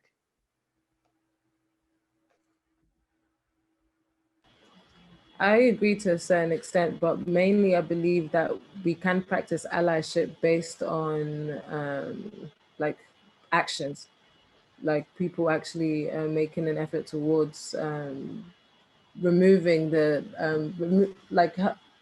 contributing to therapy on a mass scale, setting up more charities that encourage therapy for basically getting like we have to like basically go into our own rehab, as well as white people going into rehab, in the sense of like just breaking away from like using manipulation, being narcissistic, and yeah, just breaking away from those failed behavior patterns that we have that are now habits and that are now like auto responses, and making sure, if white people are willing and focused on doing that, so we can focus on other things like our academics, our community, our new learning, then they've proven that they're worth of having a friendship.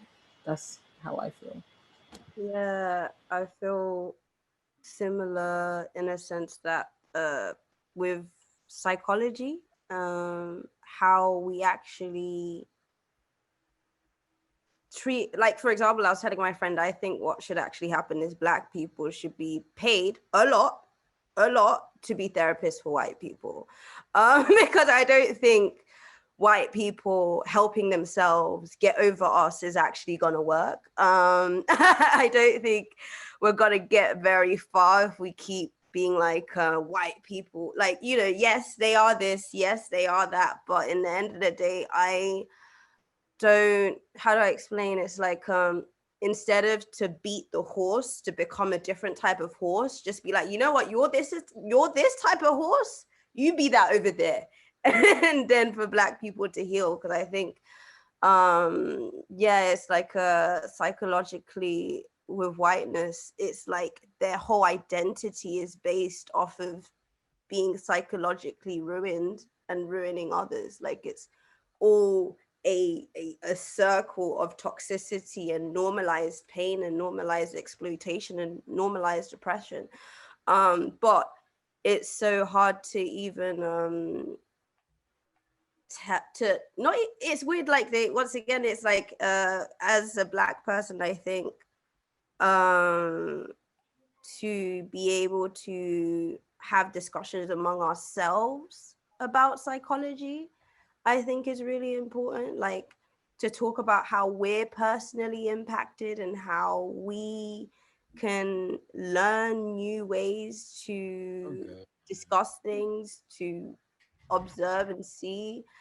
For example, for the longest time, I had issues with anxiety, and for the longest time, I was like, "What the hell is this?" Till eventually one day, I was like, "Okay, anxiety is fear," but it was self-learned trauma work, which kind of the white system of psychology doesn't really teach you. It kind of teaches you, and I think this is the issue for me, is this idea of shame about having any form of mental health. And even worse for me actually is the joy, in a sense that Black joy is just so micromanaged. Like, oh, she's happy, why? Or oh, she's successful, why? And oh, it's like, shut the fuck up, just let us be happy. Like this thing of wanting to also pinpoint and control how we each express and experience joy, I think is very, very psychotic and damaging psychologically. And I think it's also psychologically damaging to try and be the how do I explain, to put oneself up on a pedestal. Because if you are on a pedestal, you will come down, whether you like it or not. And I think I somehow think there's a way that we can once again psychologically integrate ourselves into some form of reality, as opposed to creating a new pedestal for us to be knocked down off of again, like, because that would really be a mess. Yeah, I want to answer the question. Love, please. Um, I do not think Black people should trust the white collective when there's so much evidence that we're still being poisoned today. Flint, Michigan, case in point, biological warfare, no clean water for hundreds of thousands of Black people. I do not know what a white ally is. I think that's an imaginary concept. I always tell my partner, my beloved partner, the same thing. I do not know what a white ally is. That's just totally imaginary. I think a white person helping Black people with their money. Yeah, and that's possible. I got a story to say after this, actually. Oh, hey, you're waiting. Okay, so just to Sorry, forgive me. Hello. All right, so yeah, I'm gonna answer the question. I do not think Black people should trust the white collective at all to solve our problems. I think we have a lot of work to do to solve this problem of racism, white supremacy. I do think that I don't know about white people. Like, I don't know what's gonna happen. I don't know what we're doing. Those are things that I'm still working on. I do know that they have proven to be very deadly, very dangerous. They create diseases. They blow up countries. They invade countries for money. Wow. They lie. They do a lot of exploitative stuff, and they're the reason why the Earth is literally dying right now. Climate change is a direct result of racism, white supremacy.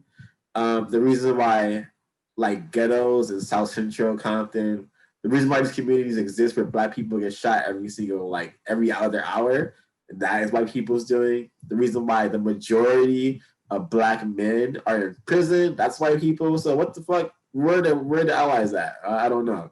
Are they digging tunnels to free these Black men and women? I don't see that happening. So yeah, that's my case in point. Do not trust them. Their goal is to kill you or throw you in fucking jail, make you a new slave. Yeah. So allies. I'm gonna read this definition of an ally from the Word Guide. This is the Word Guide, and because Mary used the word ally, and I personally think that is a really confusing term to use, and I personally don't believe in allyship from white people. It's impossible, just logically speaking. But I'm just going to read what Neely Fuller says about this words. Allies, use this word with caution. Study the ways that others use the word ally or allies. Questions. If a person is a so-called ally, is that person an ally in all matters? Is it correct to think that a person is an ally in every area of activity? If a person is not an ally in all areas of activity, does that mean that he or she is an enemy in some areas of activity? Can a person be an ally in some things and an alien in others? Are victims of white supremacy non-white people allied with the white supremacist racists in some things and alienated from the white supremacists and others? Is it possible for a prisoner to be an ally of their prison master? What exactly is an ally? What exactly is not an ally? Are two persons allies if they cooperate with each other in any one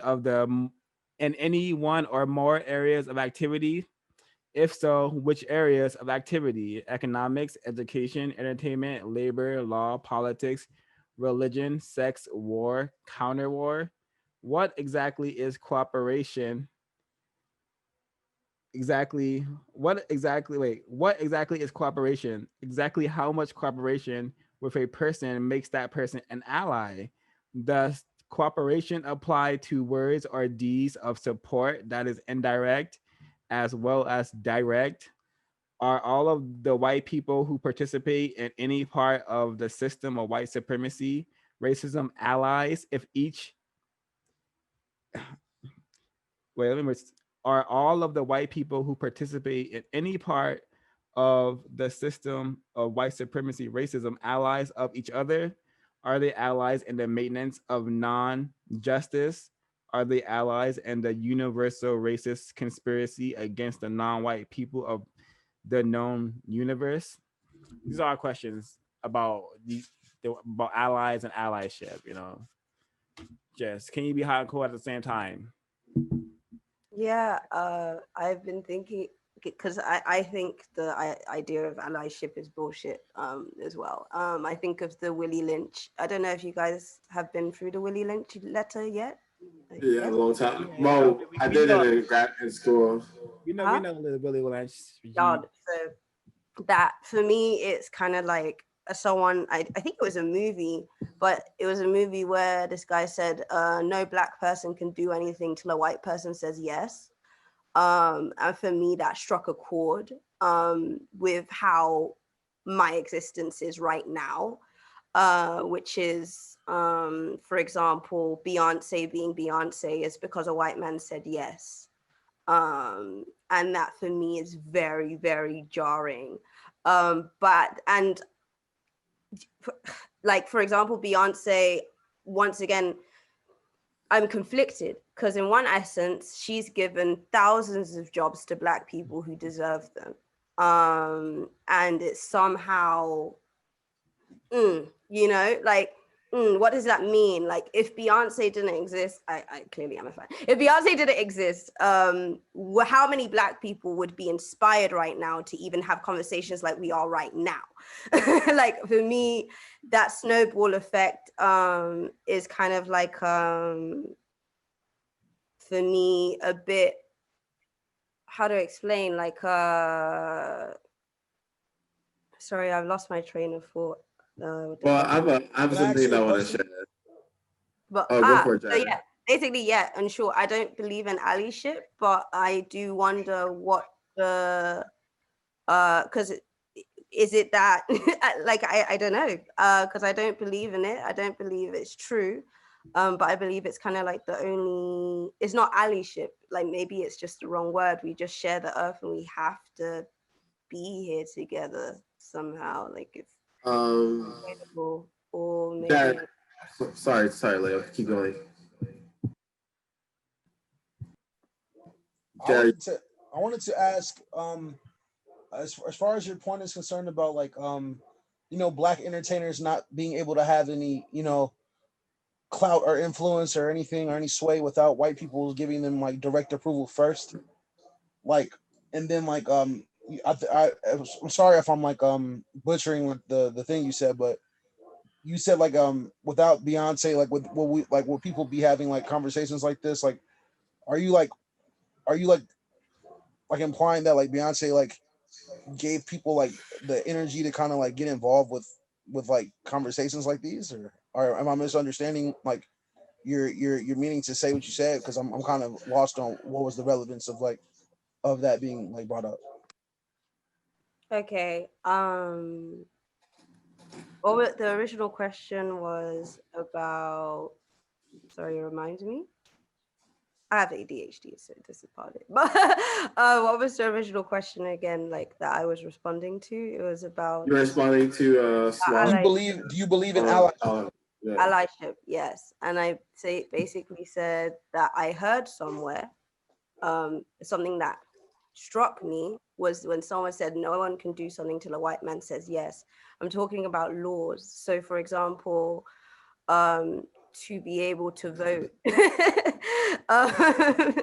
For example, for Black people to be able to vote, as much as Black people advocated for it, it wouldn't have happened until a white man said yes. Martin Luther King, if he wanted to speak and do that speech, he wouldn't have been able to do it until a white man says yes.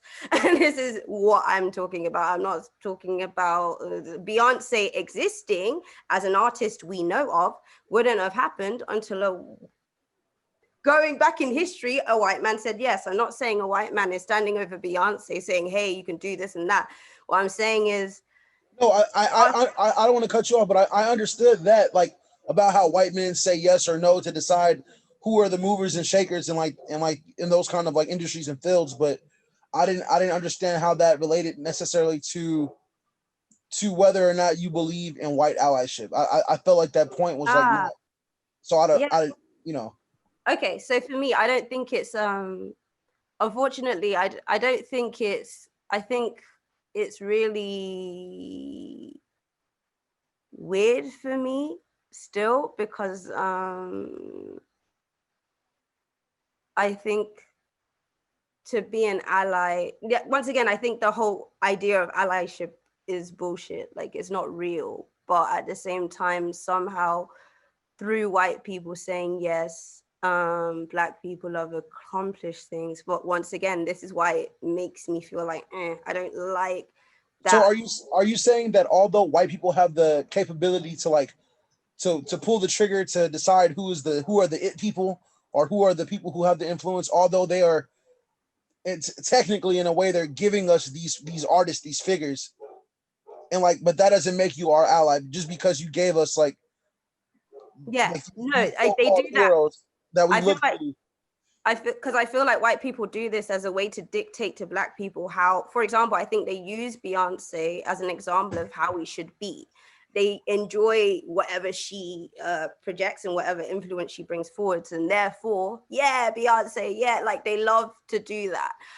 However, in the same, for me, I kind of see things of like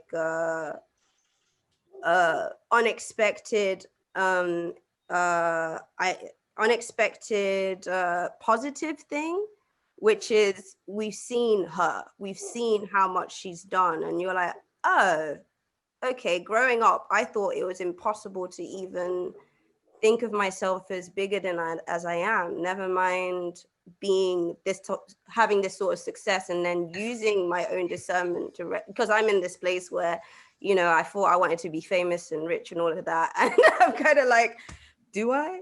But once again, using discernment to look to see is one thing, but I think for me, allyship, I guess, is a tool, but then it's a tool that I don't think anyone has the power to escape. It's a marketing tactic now. Like, real allyship is through action. You know what I'm saying? Real allyship is not because a company posts like, we stand with Black lives or some shit like that. And that goes, I'm not sure if it was Swar or Trey that made the point about white people like doing quote unquote nice things in order to try to like say, you know what, I'm not so bad, like, you know, like, or some shit like that. So like in the same breath that we have, you know, I don't want to get too fixated on the entertainment aspect, but the same way we have these so-called heroes, which are they're just celebrities, regular ass people, but we have these so-called heroes that are given to us by companies that are owned by white people, and white people feel like they're doing some sort of community service for Black people by giving them new heroes to swap through like the goddamn Justice League. You know what I'm saying? Like, it's a joke to them because they control the narrative. So like, I guess in that instance, you're right. That's not real allyship. Like, I don't, if I'm miscommunicating your words, or if I'm not like, you know, on point with what you're saying, then I apologize. But that's how I'm like interpreting the meaning of you know, bringing that up. So like, you know, that I just wanted to touch on that. I just want to share. Look, I just want to share that. Well, Beyonce and all celebrities who are Black are basically in this society where it's dominated by white people, meaning that white supremacy is the like dominant force, it's dominant energy that we all have to experience. So they're all being racially showcased. Beyonce, every Black celebrity that you have is being racially showcased. They are only celebrities because the white collective, the people empowered, people at the labels, people who control mainstream media, these people have allowed them to enter our television sets, to enter our computers, to enter our like iPhones and Apple Musics and whatnot. These people are not really that special. I feel like every Black person on planet Earth has infinite talent. infinite capabilities. Beyonce, her message is very non-combative. She never once says white supremacy, so I don't know how she would inspire me to talk about white supremacy. I never heard her say the term, so I do not think any celebrity is going to be like good for Black people liberation, because all Black people who are celebrities are so afraid to articulate saying, hey, this is white supremacy. White supremacy dominates 9 areas of people activity, and then lists entertainment, labor law, religion, sex, politics, economics, like list them all. Like, no celebrities are actually going to do that. No celebrity is going to go on the news and say white supremacy is something I experience every single day. Me as a Black person, as a Black man, and keep in mind, I don't even think I'm Black. I have been classified as Black in a very racist fucking system. I have been told by white people that I am Black. I have been told by white people what to do, where I can study at, where I can go, where I can live, all this shit. So my point is, celebrities are just Black people who have been giving money by white supremacists to basically keep Black people docile, keep Black people complacent, and to show to the world that, look, this Black person is famous and rich, they have an amazing life. That means anyone can do it. It's not You true. too. Like, you too. You too can be a star. You right there. You can be a star, But it's propaganda. Bro. Yeah. You super so propaganda. You on point for real with that shit. Like, and that's why I feel like the last thing I'm gonna say about the celebrity aspect, Black people need to stop looking at celebrities for answers or advice. Like that shit is not the wave at all, and it never has been. Any Black person that is super championed by white people, but rest assured, they have not even celebrities. All Black so-called leaders, Blacks, like any figure Mm-hmm. in front of you. And not even just celebrities, bro. It could be any like ultra like well-known Black person that's like widely embraced by white people. They definitely have ulterior motives. You should never fucking never drink the Kool-Aid, bro, because it's always fucking poison all the time. There's never been an instance where it hasn't been the case. Like, you have to be weird. Those people aren't your allies At all. Those Black celebrities, those Black leaders, they're not even considered your allies. About what you were saying, reminded me of that ad campaign once again. Of just the white celebrities going, I'm sorry, Yeah. I can do better. Like that. That's what that reminds me of. And, there's probably Black people like, yeah, like they're making a change. They're doing it. They're taking the right steps. No, they're not. No, the hell they are not. They've done they this put a Black for Lives Matter years. banner in their storefront. They have to love Black people, bro. Don't you see that, bro? Like, once again, that's just their little way of absolving themselves from everything else. I'll just say I support this. What does that actually do? Like, I'm not I'll just say anymore. Yeah? It doesn't do anything. It doesn't change the condition Black people and non-white people find themselves on. It doesn't change it in any way, shape, or form. I wanted to respond to something that Leo also said. And Leo, I used to also deal with the hold on, I got there.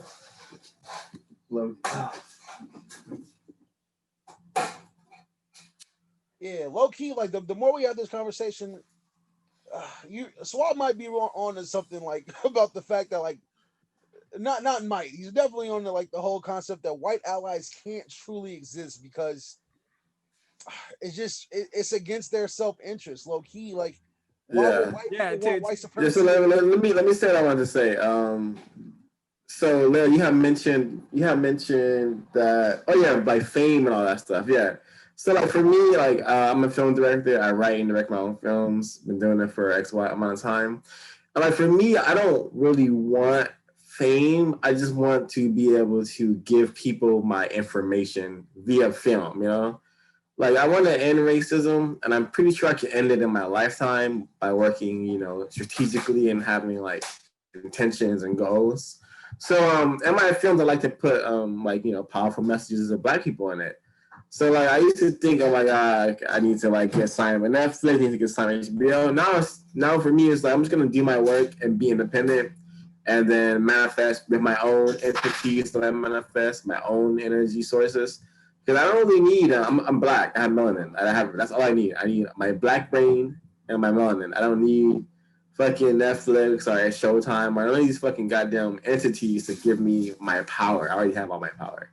You know, so that's where my headspace is. Like, I'm in grad school right now, getting my master's. So I'm learning.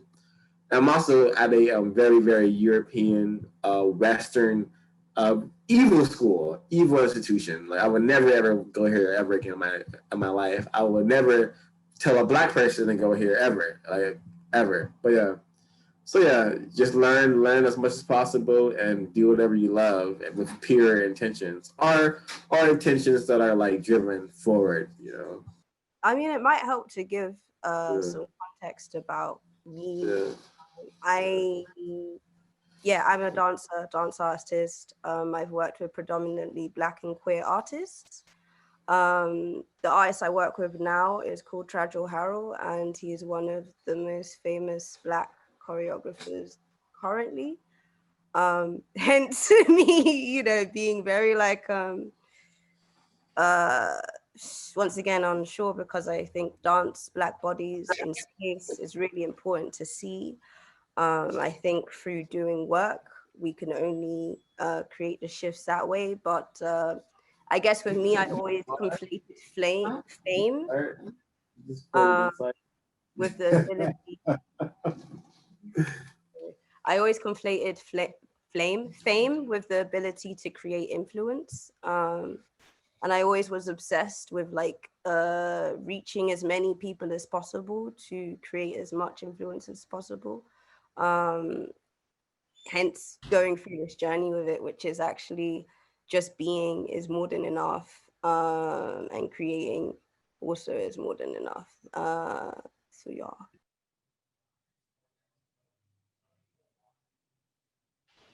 I agree with your statement. I definitely agree with what you're saying there. Like, growing up as well, I used to watch Taina. I used to watch all that stuff. Like, the theme songs get in your head. We all I can't speak for everybody, but I'm sure that we've all had that mentality of putting ourselves in the spotlight and wanting to ascend to something, and then white supremacy quickly leveling you out, and you're like, okay, I'll do psychology, because I always wanted to be an actress.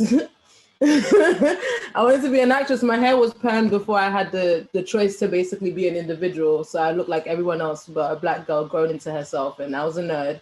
So like in my mindset, I'm just there like I'm like Mawisha. I love this, I love that, and then I get to a stage where I'm like auditioning for stuff or trying to like go to like the right schools, like train myself, and then slowly I just keep seeing this stereotypic like narrowing of like where my capabilities can be at and what I can do. And then I just was like, I'm gonna focus on like psychology. I'm gonna take care of myself. And then I started like, then the stage that I'm at now, ever since I became natural, I was just like, one, you don't have to be in the industry. You don't have to use the industry route, or you go through these allied ships or gatekeepers who would basically strip you down of everything you are in order to ascend by the time you reach there, because that's what white supremacy does to you.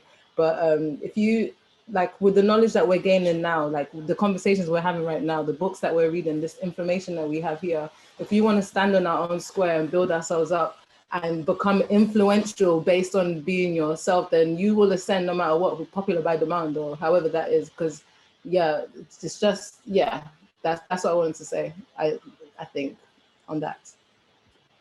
Yeah. I'll come back to it if my brain, yeah, I just kind of had a brain pause. Yeah, just understand the white psychopaths have really done an amazing job with this system. They have created racially showcased people, and these people are called celebrities, leaders, social influencers, comedians, and any other so-called entertainer who you happen to see in limelight. Be very understanding of their position as being racially showcased, which is why no person should be celebrated ever. Don't celebrate people unless they proven to have been a person fighting for our race, like Hannibal, who destroyed the Romans, and so on and so forth. But you don't have to take this advice. This is just the code I live by, to be constructive and to give white supremacy as least energy as possible. Yeah, I just want to piggyback on what Swaz said. You should. it'll be very, very for me, I don't to me, no one's cool unless they're honest about their reality. I can't talk to you and trust you unless you're fucking honest about reality. Your reality is dominated by white supremacy. Every single day you experience that shit. Every single day you leave your house, you are attacked spiritually, physically, mentally by the institutions and by the like behavior patterns that white supremacy encourage and basically manifest. For example, for myself, as a black male, whenever I leave my house, I'm walking down the street, and who are on the street? People. So when I'm walking past people, they're constantly grabbing their bags, checking their pockets. Their behavior patterns constantly criminalize me, constantly depict me as a threat, constantly depict me as a problem. Like people go out of their way to cause harm to my existence. That has been created and sustained by white supremacy. So if no one's talking about that, then what you're saying is useless information for me. I'm trying to solve this problem. So all the information I need should be allocated to my reality. I want my reality to be as comfortable and warm and nice as possible. Right now it's very cold and like, conflict driven because I'm living in a system that is dominated by white people. I'm living in a system that is white supremacist based, and no one's talking about it. Everyone's confused. Everyone's saying not all white people. People are talking about allies. Not all white people is an imaginary construct because I don't fucking hear white people saying white supremacy is real. Like in my day-to-day basis, I do hear black people calling each other niggas, and like I do hear our music saying bitch this, bitch that, nigga this, nigga that. All this shit is destructive. So I'm going based on my reality. I don't like to imagine shit because imaginary things don't really. If it's imaginary, it's abstract. It's not tangible. That's just my way of existence. I like to be rooted in my reality. Like, what's actually happening to me? What can I experience? I don't have any white allies that I know about. I don't have. That's my tea, per se.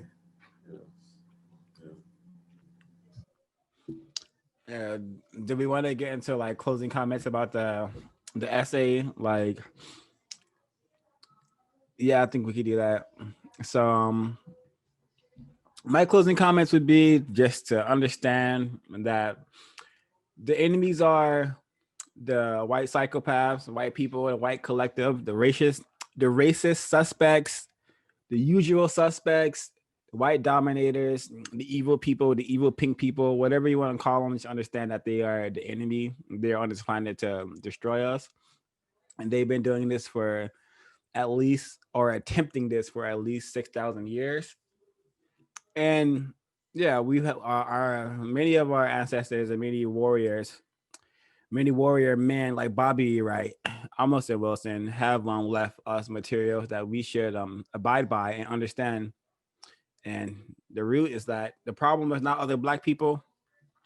The problem isn't even other anti-black people like the brown people, the yellow people, the Asians, the Mexicans, the Latinos. Yes, they're anti-black, but they didn't create the system. They're just also victims of it. So let's direct all our energy and attention towards either solving the problem or doing what we can to be non-victims or less victimized by the problem. But as for like arguing with other victims, not constructive. And I hope that that's something we can maybe I'll take from this essay.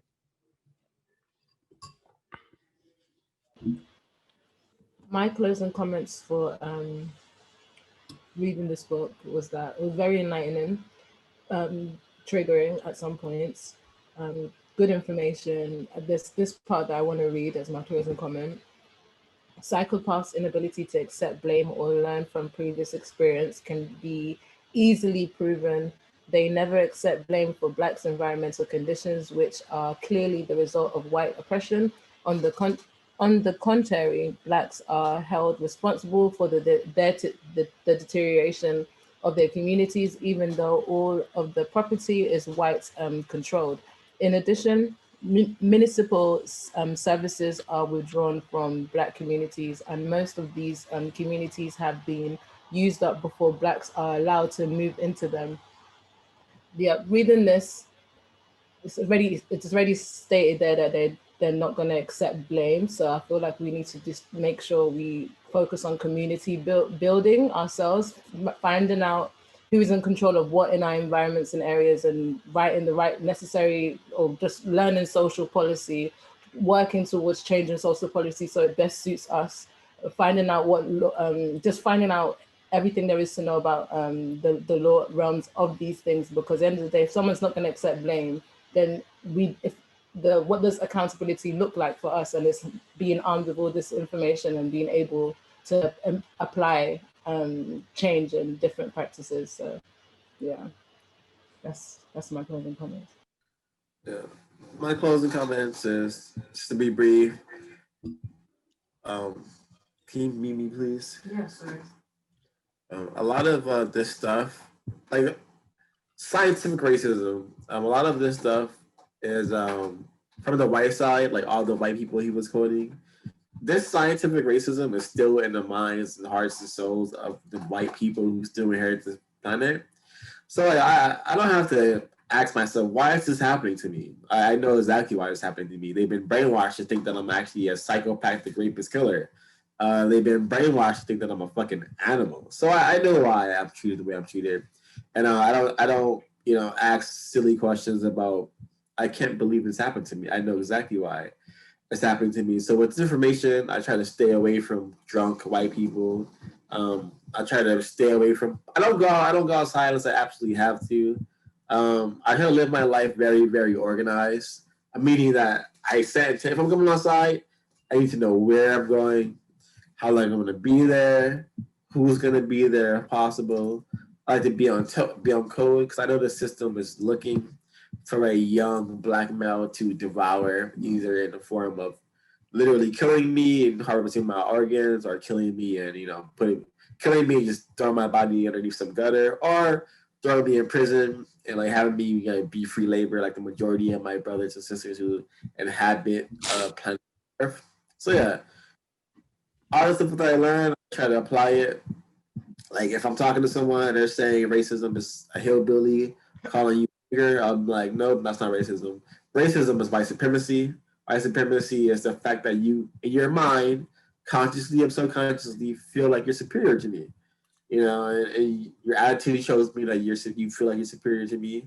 The way you talk to people around me, like, there's so many telltale signs that white people have a narcissistic superiority guy complex. And that's it's not even a flaw. It's the way the society is structured. White people are the gods. Non-white people are the heathens. It's that simple. Yeah. I would also say that due to the system, I don't want people to think that I'm like only the black people are good or only the victims are good, because the system has made even black people really terrifying to be around. So it's best to minimize contact with all people. So I'm not trying to say like, oh, black, you can hang around black people but not white people. The system has made even black people really destructive and really detrimental to be around. So I would just say minimize contact, minimize contact, you minimize conflict. So just be a very like responsible prisoner of war, not a prisoner of war who's trying to have fun in the system for the majority of your time, because that will definitely lead to your destruction. Anyone else have anything to share to close out on? That what struck me the most with white supremacy. And this conversation, actually, I've definitely been living under a rock. So to refer to things as white supremacy really is like important. Because and this thing of white supremacy trying to normalize the psychology is super, super, super damaging and difficult to really work against, because their manipulation works really well because they're good at framing something as almost good. I think they're very smart in that sense of framing something like, for example, being kind, for example, and if you're not kind, then you're a bad person, and framing and using that against us and each other, I think is really something I'm going to take away. Yeah.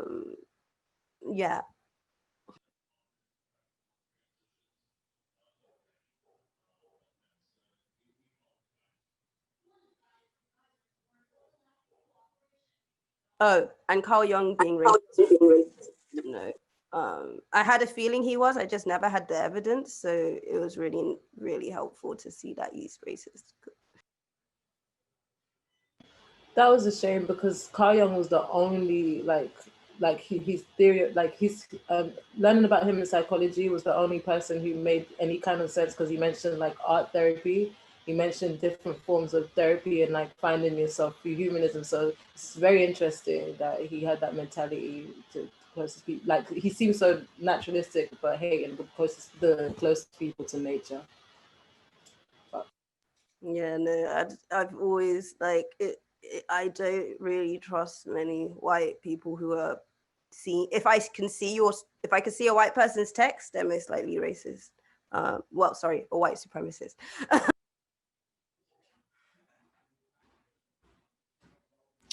Yeah, this is Ezekiel. For my closing comment, I wanted to just say I enjoyed the story. I enjoyed the whole experience.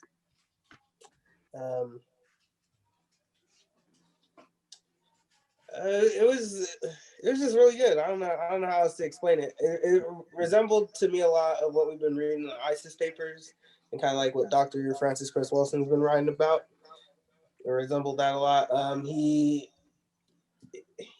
provided a lot of useful evidence and information. He presented it in ways that were, you can't deny. These things are happening. Provide plenty of examples.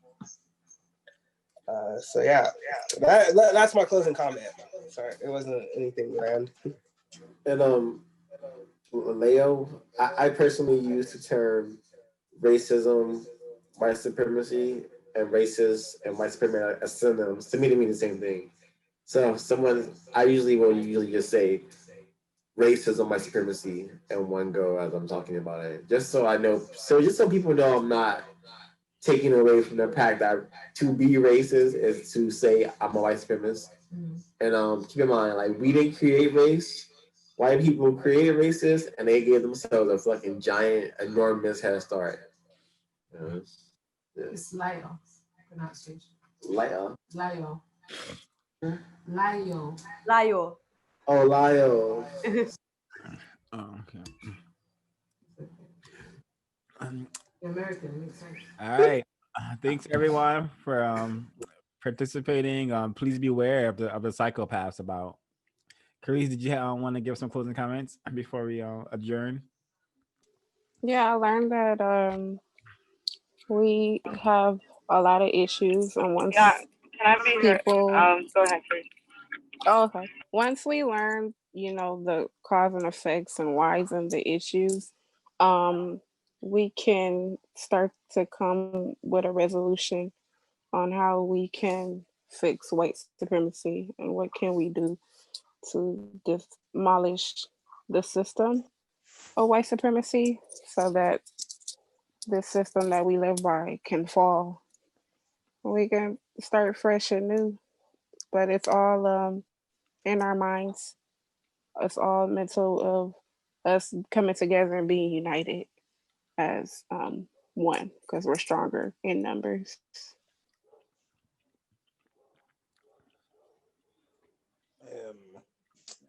I feel like everybody's sentiments that have already been like stated definitely perfectly capture how I felt. So I don't really have that much to contribute, but it was good to, to have these conversations with you guys. I'm gonna be honest. I definitely have missed these meetings. Like, and I don't mean missed them like I haven't been here. I mean missed them like I missed these conversations. They definitely like enrich me. Like I even find like in my writing, I'm starting to like explore like topics that like I might not have explored before. I'm starting to write with a clarity that I didn't have before. Like this information is saturating all parts of my life. Like, and You know what I'm saying? Like I'm not gonna sit up here and make promises and things like that, but I will do my best to get back into this as soon as I can, because this shit is like an element of me now. Like, and I feel like I didn't realize how much I was missing this until today. Like, it's a lot for me. So I gotta take the time to be more accountable for myself. So,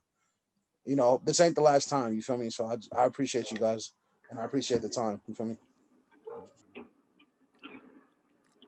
Can I be heard? Yeah.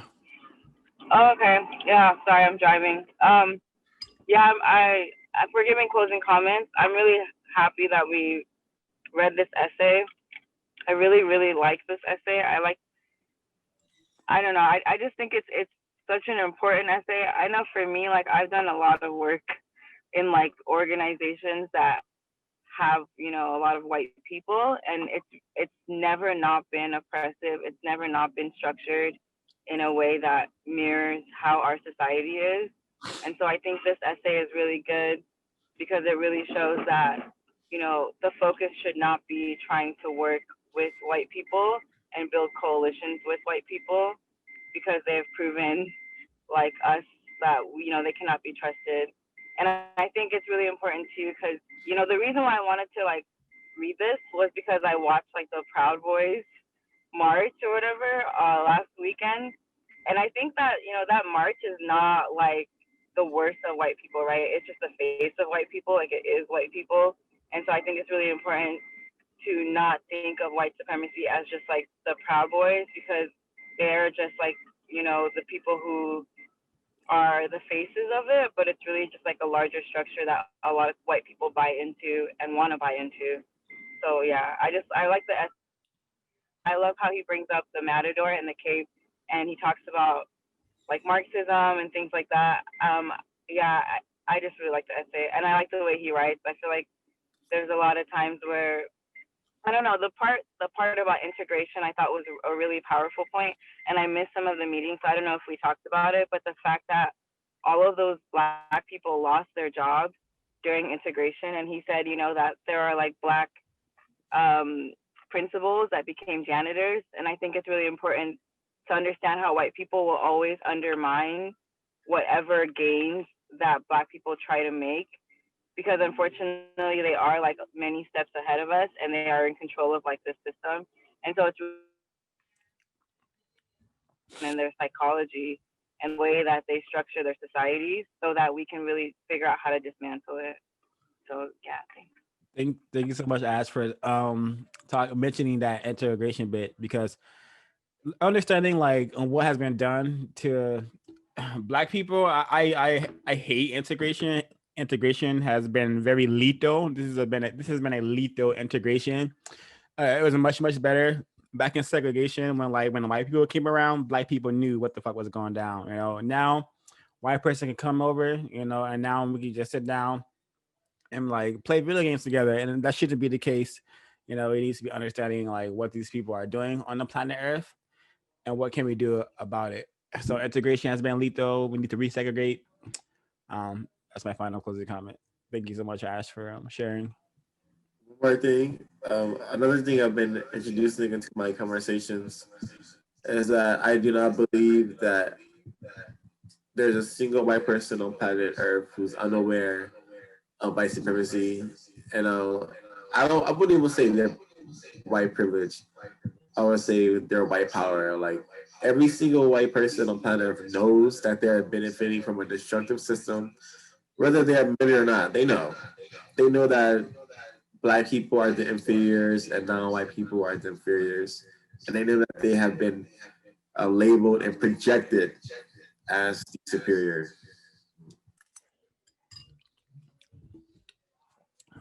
All right, everyone. Thank you for joining us.